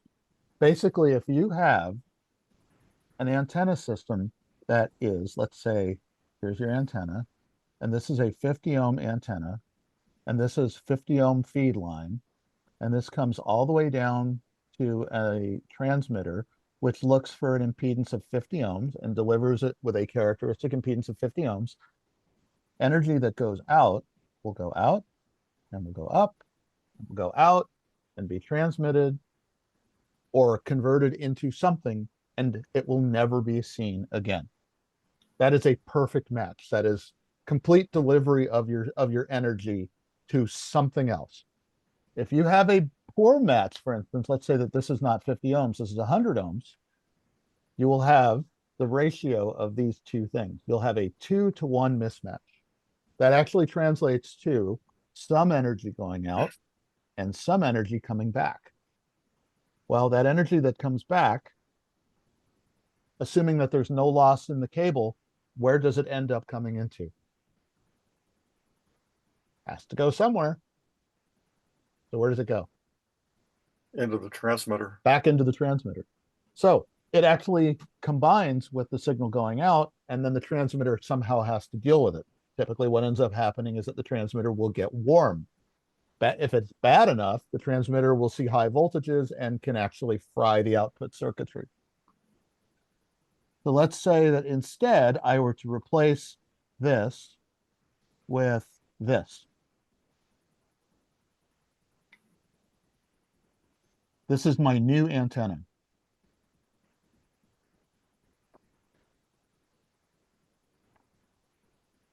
What is the impedance of an open circuit? How many ohms? An Zero. open circuit. No, it's not zero. Open circuit. 50. Nope. open circuit. Oh. Looks like this. What is the impedance of an open circuit? How many ohms? Oh, it ought be 0. No, it's infinity. Right.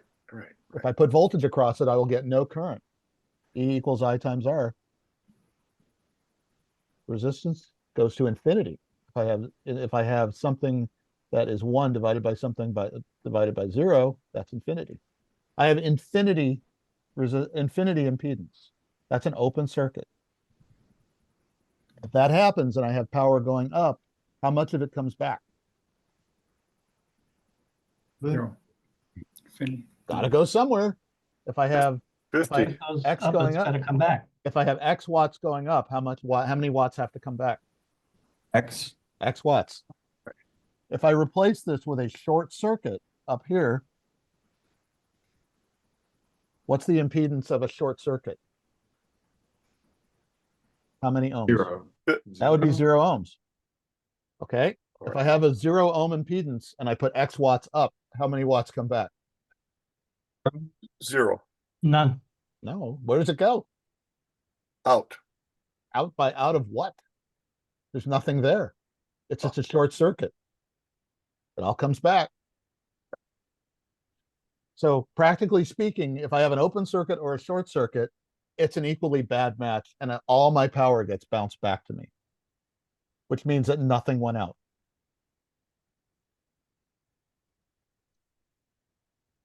It's actually really important because that means that if I have an impedance of 10 ohms or an impedance of, let's say, 250 ohms, and I'm supposed to be looking for 50, I'm still going to have a bad problem.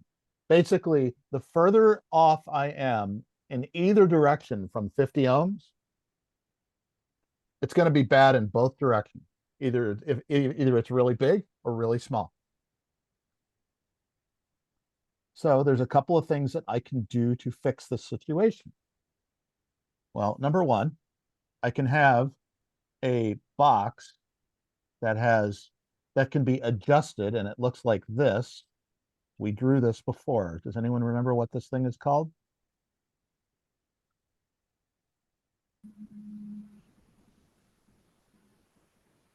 Tune circuit? Antenna tuner. That's an antenna tuner. That's what's inside it. That is actually known as a T-type because it's the letter T. You can also have something that looks like this. Those are adjustable. If this is a T-type, what do you think this one up here would be called? Think Greek letters. Pi? That's a pi tuner. Yep. So these are both adjustable. And what these allow you to do is take whatever impedance is out here, which is 50 ohms there and whatever there, whatever shows up right here at the output terminals, and make it look like 50 ohms to the transmitter. So if the transmitter is transmitting into something that looks like 50 ohms, does any power actually go back into the transmitter? Yes or no? No. Nope. No. The transmitter is perfectly happy. So what you've now done is you've created a system where the power goes up and gets rejected. Some of it goes out, and some of it gets rejected. What happens when it gets here? The antenna tuner sees it and does what with it? Dumps it. Bounces it back up the line. Some of it goes back up. And what happens when it hits the mismatch? Some of it comes back. Some of it comes back, and then it hits this and gets turned back around. So what do you have going up and down the line multiple times? Loops. Yeah, you have power going up and down and up and down and up and down. Does any ever get back into the transmitter, though, to destroy it? No. Nope. No, it's protected. It's protected by the tuner. Now, the question that I have is, for you, depending on how bad this mismatch is, way up here at the antenna, is your system efficient? Yes or no? It'll cause distortion, won't it? Yeah, it happens fast enough, but not really, unless you're running a TV station, in which case it'll cause ghosting. It's not efficient.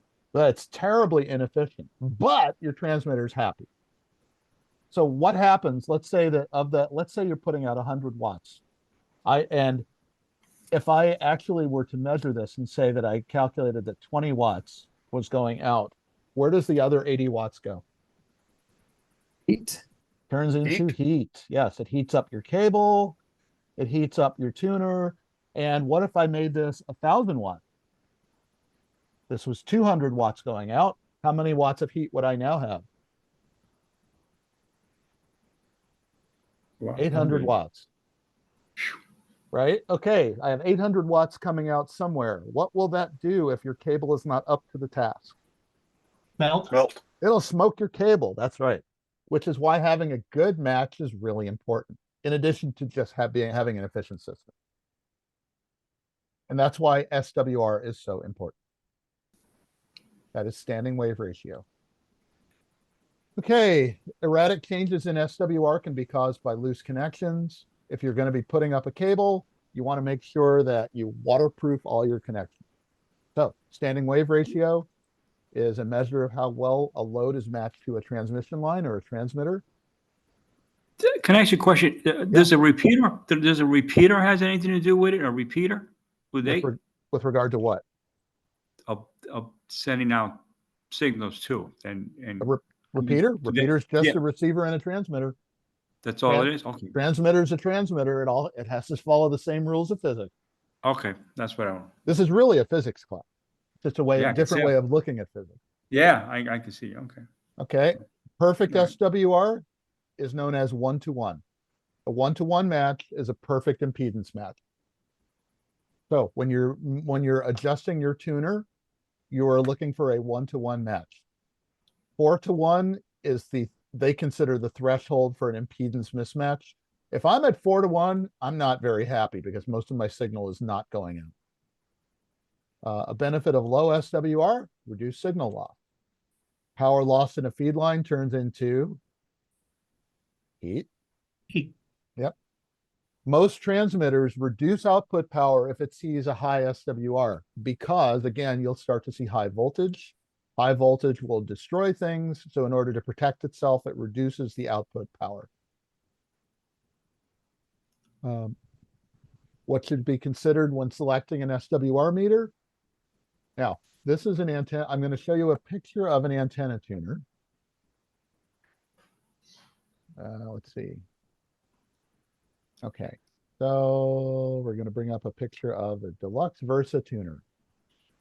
This is made by a company called MFJ. They've sort of been like what everybody uses for a long, long time because they're very basic and they're very easy to use and they're also very flexible.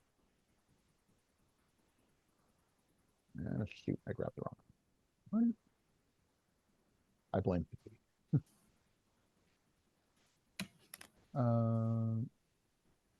where did it go? There we go.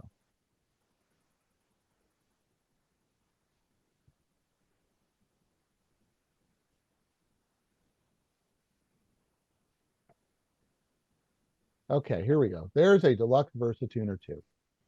Okay, so this device is an antenna tuner. And notice it has a meter on the left-hand side. And it measures forward and reflected power. And notice that it has those little red curves in between that show 1 all the way on the right-hand side. And they go all the way to infinity on the left-hand side. So that is a graphical representation of what your standing wave ratio is. It has 2 meters and you look where they cross to figure out what the standing wave ratio is. So notice it goes transmitter, inductor, antenna. The transmitter is a variable capacitor. The inductor is a variable inductor, and the antenna connection, the antenna tuning is another variable capacitor. This is a pi network. And what it allows you to do is make adjustments to all 3 of those things so that your antenna, so that your impedance presented to your transmitter is 50 ohms. When that happens, your reflected power should go down to 0. So that will be sitting on the 1-to-1 SWR line. This is a manual antenna tuner. There are also devices that do this. automatically. A lot of radios today have a built-in antenna tuner that do exactly this. So you said match to 50 ohms. Was that because that's the example you used, or is that 50 ohms? 50 ohms is the characteristic impedance of most transmitters out there in the world. Like every handheld, most HF transmitters, they are designed for a characteristic impedance of 50 ohms because that turns out that that's a good compromise between ease of use of cable and efficient power handling. That's apparently why 50 ohms was picked. What causes a system to be out of tune? What causes you to need this tuner if you've got your system built with everything with 50 ohms? Aha! Okay. Now, here we go. This is an excellent question. This is why I love teaching classes like this. Okay, let us say that you have this. What is that antenna called? Dipole. Half-wave dipole, okay. How many frequencies is that dipole the perfect length for?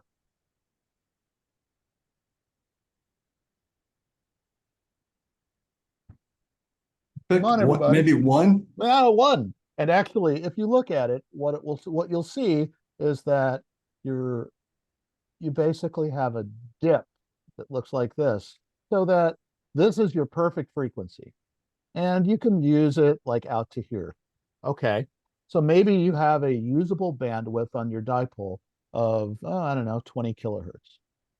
So we look at the 20-meter band. Let's say this is a 20-meter dipole. And this usable band is 20 kilohertz wide.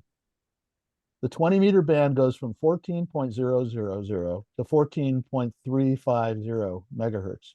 How many kilohertz wide is that? 350 kilohertz wide. Okay, that's 350 kilohertz wide. How many kilohertz is your antenna perfectly designed for? What's that range? One of them? No, right here. It's usable. We just said it's usable in how big of a range? Oh, 20 kilohertz. So maybe you designed it for this frequency and it works out to here. Well, okay. What frequencies do we have access to just in that one band alone? 14,000 to 14,350. What if you want to use the antenna here? Maybe that's over here where the antenna is not a perfect match anymore. What if you want to use it way over here? There's a station there that you want to talk to. Are you going to say, no, I'm not going to talk to them? No. Because my antenna is not a match? It's here. You may say, okay. It won't be perfect. It won't be perfect, but it'll be good enough. And that is why we do that. That is why, like, a lot of people will use, like, I have two antennas that cover every frequency that I use.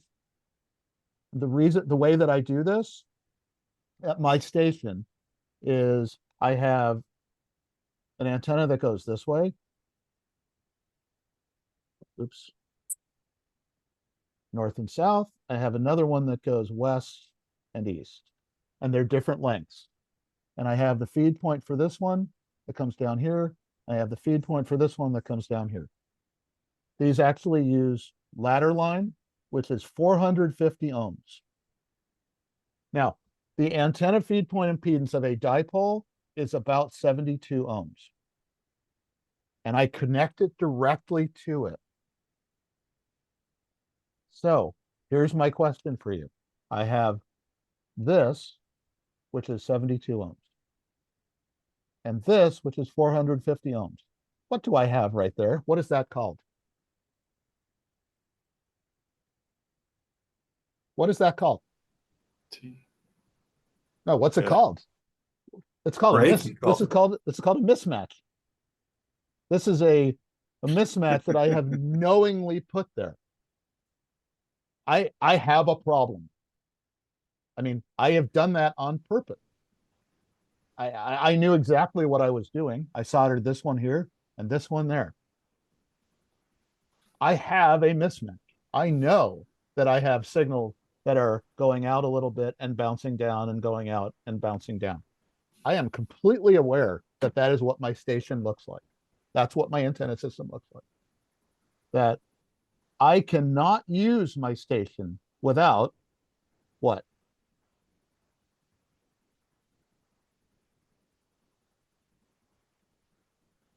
I cannot use my station without using an antenna tuner. It is impossible to use my station without using a tuner. However, I have intentionally picked the feed line that I use as this 450 ohm feed line, which has a loss of about 0.2 dB per 100 feet. So what happens when the signal bounces up and down the feed line? How much power do I lose? Very little. Almost nothing. So in other words, I have made a deal with the devil that says that I am going to have a poor match, but the deal is I know that I have a system where my feed line loss is low enough that I can actually handle them and accept it, and it actually works really well. And this is perfect. There's no frequency at which it works perfectly, but it works really well on everything else. And everything else is exactly what I use. I use everything else. So a lot of what we do, you know, you can build a perfect antenna, or you can intentionally build an imperfect antenna and build the rest of your system to accept it and make it work right, or make it work well enough.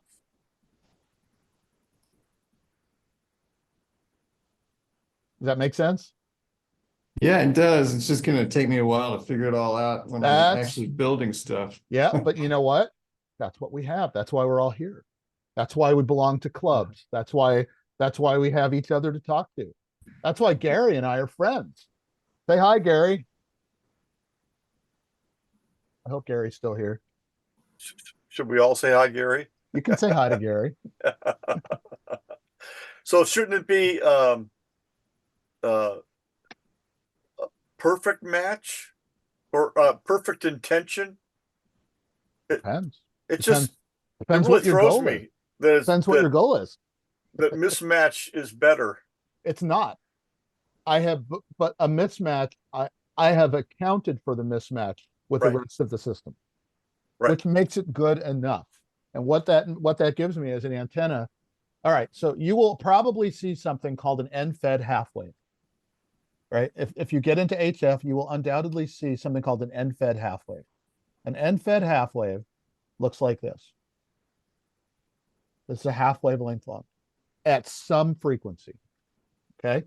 Now, by definition, what is the current at the end of an antenna? How many? Zero. Zero current. What is a formula for, what does Ohm's law say? E equals I times R. What if the antenna current is zero? R is equal to E divided by I. What is E, whatever that is, divided by zero? How many ohms is that? It's not zero. What's anything divided by zero is virtually infinity. It's infinity. So basically, my feed point impedance is almost infinity ohms. So in actuality, it's not, but it's about, come on, 2,500 ohms. What's my cable? How many ohms? What's most coaxial cable? 50. 50 ohms. Okay, this is a big problem, isn't it? Yeah. Yeah, really big problem. So what we do here, instead of doing that, is we do one of these. You'll remember this from yesterday, maybe.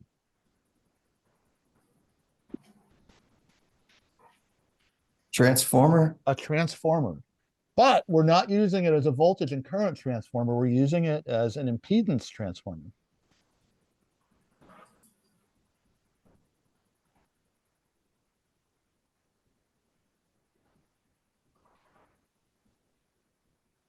We're using it as an impedance matching transformer. So we have, let's say, 2,000 ohms over here, and we have an impedance matching ratio, which is the square of the number of turns of about, let's say, 2,500 of about 50 to 1 is the impedance. Somebody sounds like they're moving furniture. So let's say we have a 50 to 1 impedance match. Well, if that's true, if we have 2,500 ohms over here, what do we have on the other side? 500. No. What? If we have 2,500 ohms here and we have a 50 to 1 impedance change, what do we have on the other side? Would it be 50? 2,500. We have 50 ohms. 50 ohms with a transformer Well, taking. Right. Oh, there you go. What is this? What's the radio looking for? How many ohms? 50. 50. Magic. Guess what we just did? What did we just do? We used an Reduced impedance. it. we Reduced just 2,000 impedance match. ohms. We just used an impedance transformer to match our cable to our antenna. That's That magic. doesn't, yeah, that doesn't seem like it should happen. It does. That's magic. And that's because that's how transformers work. They transform voltage and they transform current, therefore transforming impedance. Magic. It's transformable. Yep. Transformational. Okay, so where should RF power? Let's see, a directional watt meter. That's what's used in that antenna tuner we saw. You can use a directional watt meter if you have two measurements to figure out what the standing wave ratio is. RF power can be in RF power meter gets installed between the transmitter and the antenna. You can actually go through and generate a curve on an antenna using an antenna analyzer, which is a wideband unlicensed transmitter that can sweep across a range of frequencies. An antenna tuner matches an antenna system impedance to the transceiver. A dummy load is a non-inductive wire wound resistor mounted on a heatsink that is supposed to simulate a 50 ohm antenna load, perfectly resistive antenna load. It's the goal is to transmit signals at whatever power over the air without actually transmitting them over the air. So basically it intentionally converts them into heat. And the reason that it has to be non-inductive is because if this is your resistance and this is your reactance, and this upward and downward movement changes with frequency, and this right here is 50 ohms resistive. At one frequency, it might be here. At another frequency, it'll be here. At another frequency, it'll be here. And notice that these change in length. This might be 60 ohms, and this might be 70, and this might be 80. As you change frequency, your impedance changes, and your 50 ohm match that you're testing for is no longer 50 ohm. Robert, you will not fail this exam if you practice. Robert, are you there? Okay. Robert, can you talk or only type? He said yes. Yes, but can he talk or only type?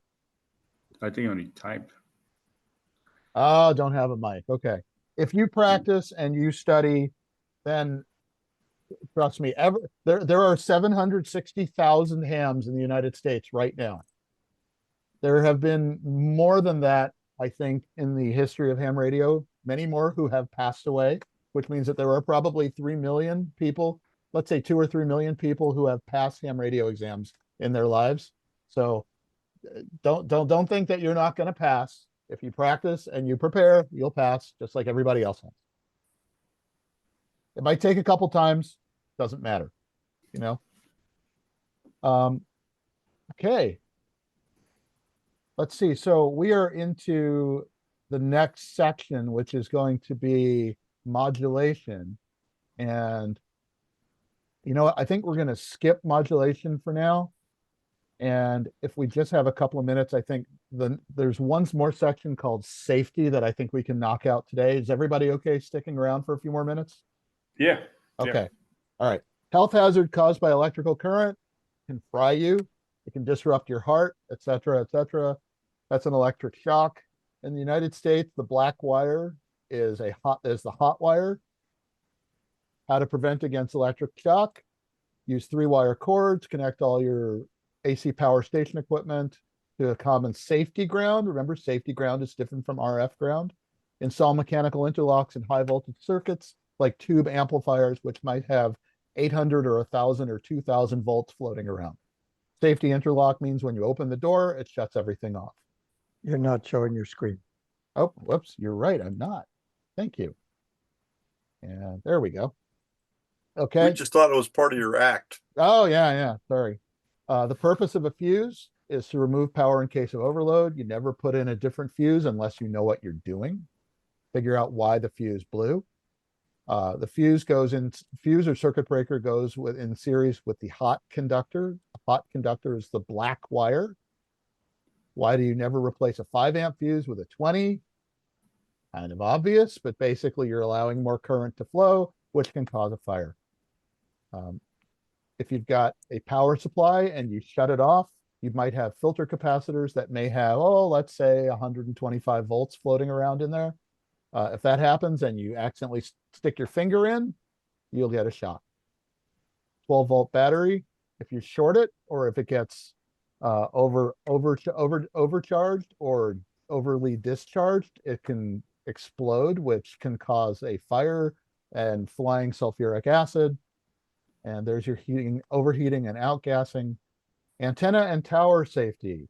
Okay, every year there is some really experienced person who kind of forgets what they're doing, who ends up getting electrocuted because their antenna or their tower section or something hit on a 13,000 volt power line. Just last year, we had a very experienced ham who lives in Texas, was working with a group of people. An antenna got snagged as it was being pulled up. The other part of the antenna was touching a 13 kV line, and he died instantly when he touched it. Wow. Yep. Happens all the time. Look for and stay clear of overhead wires. If you're doing work, you need to have a spotter who is telling people, because we tend to have tunnel vision when it comes to getting a job done.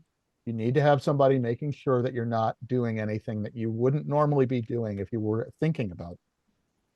You need to be at least 10 feet in case anything falls, that you need to be at least 10 feet from power lines.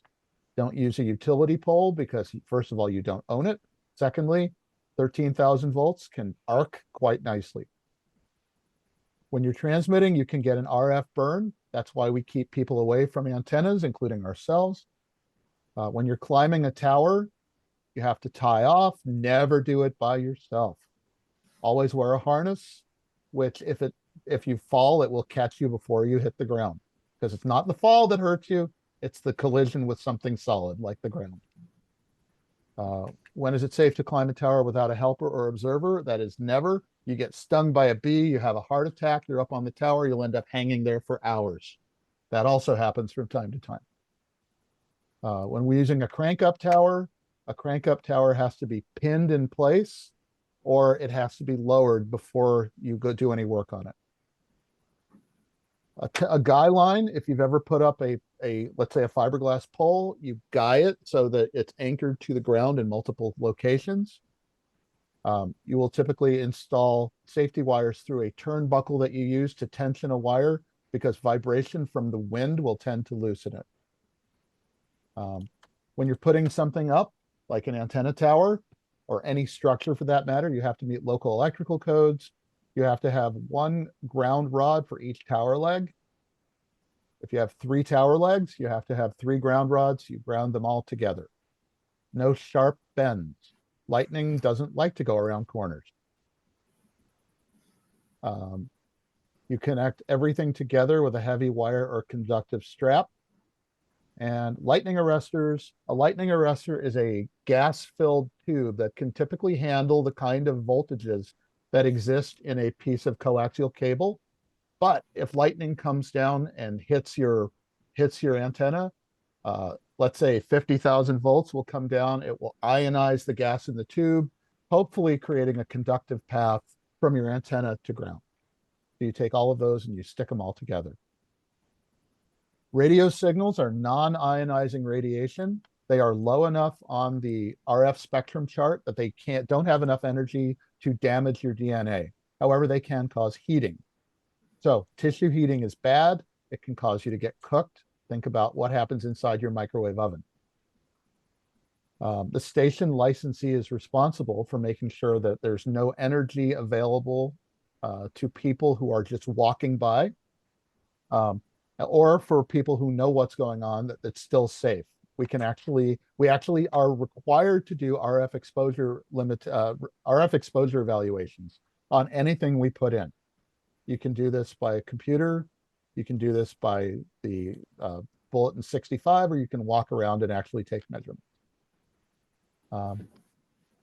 This is actually, the calculators like these are actually currently available on the web. If you just go out to the web, you can look for an RF exposure calculator. The ARRL maintains one. There are also a few others out there that implement the rules of the FCC rules. Duty cycle is a percentage of time. So why is that important? Because let's say you have a 5% duty cycle, that means you're only transmitting 5% of the time. If you're looking for how much RF exposure people are exposed to, they're only exposed 5% of the time to whatever you're putting out. And heating basically causes injury by looking at average damage, average amount of power people are exposed to. Exposure limits vary with frequency because the human body absorbs more energy at some frequencies than others. We peak at 50 megahertz, which is in the 6-meter band. And near an antenna, if you happen to be near an antenna when it's transmitting, it depends which direction it's transmitting. If there's a dish and it's pointed that way and you're on the other side, you're not going to be as exposed as if you're standing in front of the dish. How do you reduce exposure? You relocate antennas. And to stay in compliance with the regulations, how do you maintain that? Every time you replace a piece of gear, if it's significantly different, you put up a new antenna, you go through and repeat the calculation. So tomorrow we're going to do modulation, and we're going to do putting together a station and how to run the thing and how to build it. And then we're going to do my least favorite section, which is rules and regs. Now, those are the ones that you really just have to memorize because there's no other way to do it. But we have to do it anyway. All right. Questions? Anything like that? Thanks, Scott. It was a long day. Yeah, well, Long. thank you. No other questions today? Nothing. That means either your brains are fried or you heard and understood everything. Well, my brain's fried and Mix I didn't of understand both. everything. Yeah. What about Thanks, Scott. We'll see you tomorrow. Go ahead. Scott? Thank you. We'll see you tomorrow. See you tomorrow.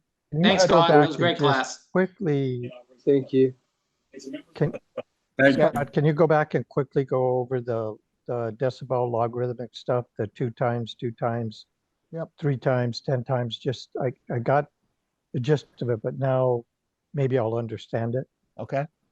Okay. Well, do you want me to go through the derivation or just put on the board what's what?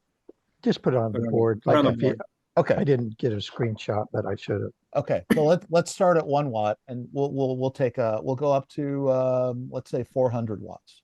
Let's say we bought an amplifier and we want to see what difference it makes.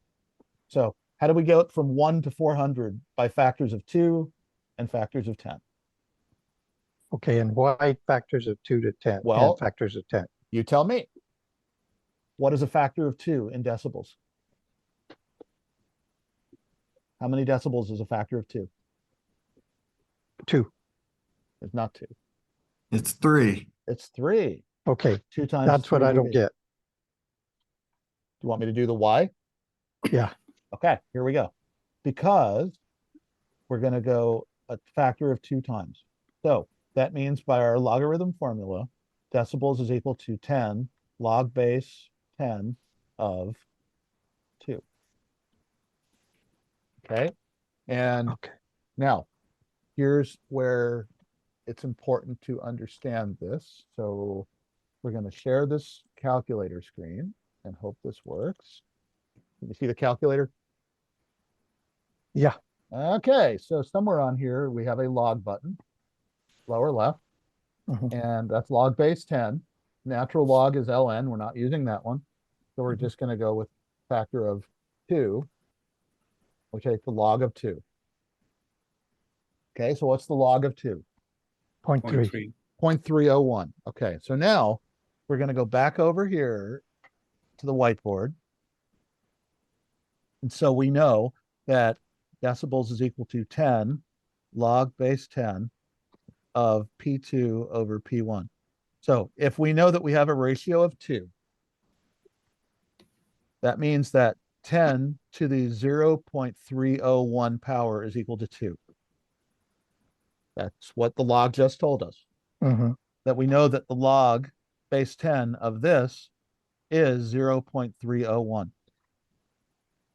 which means that the decibels is 10 times 0.301, which is 2. 3.01. Yeah, 3. Decibels, which is approximately equal to 3 dB. So Right. a factor of 2 times is 3 dB. Okay. So now, if we are starting over here and we're going from 1 up to 400 times, let's say 1 watt up to 400 watts, how do we get there? What's the first step we take? Multiply it Multiply by. Now I want Eddie to do it. Eddie, what do we do? So we multiply by 0.301. No, what do we have? We have 2 timeses and 10 timeses. Those are the only things we need to use. Well, that's right. Told us that. Okay. So what's the first one you would use? 2 times. Okay, so we go from 1 to 2. What's our next step? 1 to 2, 2 to 4. Okay, let's do 2 to 4. Well, now we still have to get from 4 to 400. So what would the next step be? 10. Mm-hmm. And now we're at 40. What's our next step? 10. Okay, so that gets us to 400. That's Yep. where we want to be. So now we doubled right there. That was 2 times. And how about between 2 and 4? 2. That's 2 times. And then we had a 10 times right there. And then we had another 10 times right there. Agreed? Yep. Okay. So if we have a 2 times, what does that do for decibels? What is 2 times? That's 3 dB. 3 dB. Okay. And then we had another 2 times. It's 3 dB. Yep. And then we had a 10 times. What's 10 times? 10 dB. Yep. And then another 10 times? 10 dB. Okay. Add them together. 10, 20. Looks like 26. That's it. We have a gain of 26 dB. Okay, and we're calculating gain. That's why we're doing that. Yep. Okay. That's it. And Now, you're going to get you can gain between 2 different power levels. That's what it is. It's a ratio. If we started at 16, or let's say we started at 1600 and we had the same gain, okay, well, that means we'd have a factor of how many times? What's the ratio between 1 and 400? It's 400 times. Right? The ratio between 4. Okay. Yeah, so yeah, if we yeah. started 1 to 400. Yeah. If we started at 1600 and we used the same gain, we'd be at 640,000. We'd have the same gain of 26 dB. Yeah. In other words, it's just a ratio of the output to the input. Okay. Now, we can also go another way. Let's say that we have a 1 watt transmitter. And we know that our system, because of, let's say we have, okay, here's our 1 watt transmitter, and we have a loss of 10 dB getting up to it. But at the top, we have a dish antenna, which has a gain of 30 dB. All right. Yeah. So what is our total gain generated in this system when we start at 1 watt? Okay, so let's start right here and work our way out to the outside world. We'll start at 0 dB. And then how about after we get through the cable? How much loss did we have? Going up 10. the cable, right? So we're at minus 10. Okay, but then what do we have when we get to that horn antenna, that dish? Is that plus or minus? Plus Okay, so we have minus 10 plus minus 30. 30. Minus 10 plus Oh, 30. 30. Yeah. So what do we end up at? Minus 10 plus 30. 20. Yep, Plus we end 20. up at plus 20 dB. Okay, now we're going to use 2s and 10s. And remember, when we're in decibels, we're adding. Okay. We're not multiplying, we're adding. Right. So Right. how do we get to 20?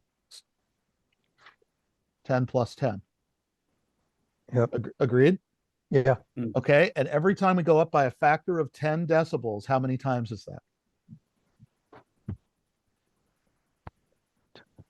10 times. Sure. Yeah. 10 dB is 10 times. Okay, and the second one is 10 times. So Mhm. what's 10 times 10? 100. 100. So if we had 1 watt coming in, what's our effective power coming out this way, out of our system? How many watts? 101. 1 to 100 watts. 100 watts. That's it. That's how we figure out effective radiated power. In that forward direction, we have almost nothing coming out the back. How much power total do we still have going in? Going in 1. Still only 1 watt. But in other words, the way that we've built our system, if we were to have a perfect system, we would have the equivalent of 100 watts in all directions. But in the one direction we chose, we have the effective power of 100 watts. Right. So here's where it's really important to understand this and why we're in a class. Let's say that we have a legal power output on the 70 centimeter band. Let's say we're doing moon bounce. Do you know what our legal power output is? No. 100 watts. 15. Is that 1500? 1500 watts. Okay. Let's say we have 10 dB of loss getting up to our feed line. And then we have a dish antenna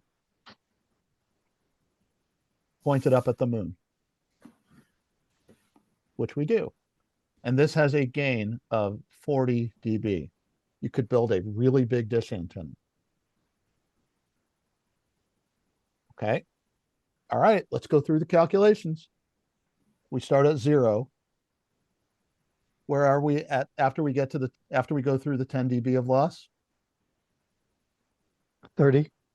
Well, right here. Oh. We're at minus 10, 10. and then we're at plus 30. Plus. Okay. So we have plus 30 dB. Break that out by 3s and by 10s, because that's how our decibels work. To get what adds up to give us 30? 10, 10, and 10. 10, 10, and 10. Every time we have a 10 decibel gain, we have how many times power?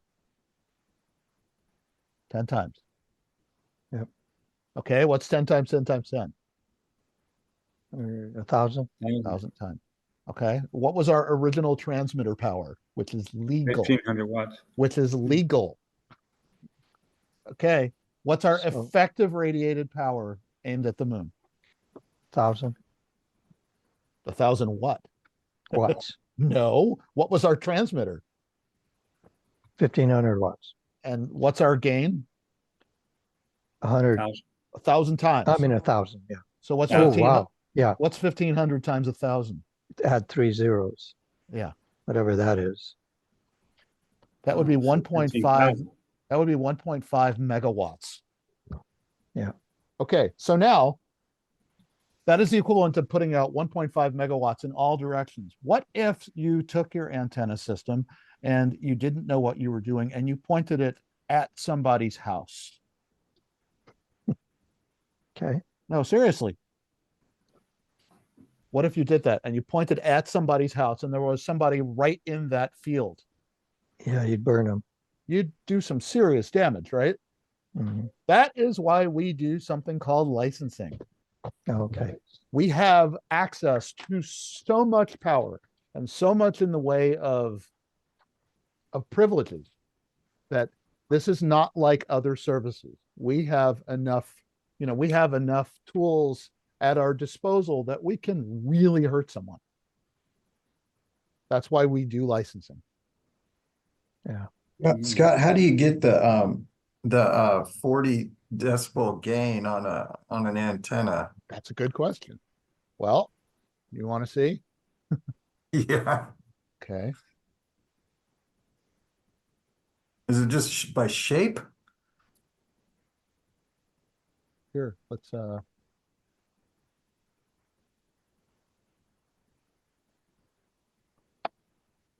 hold on. The parabolic dish. And I'm going to hit stop. I need to do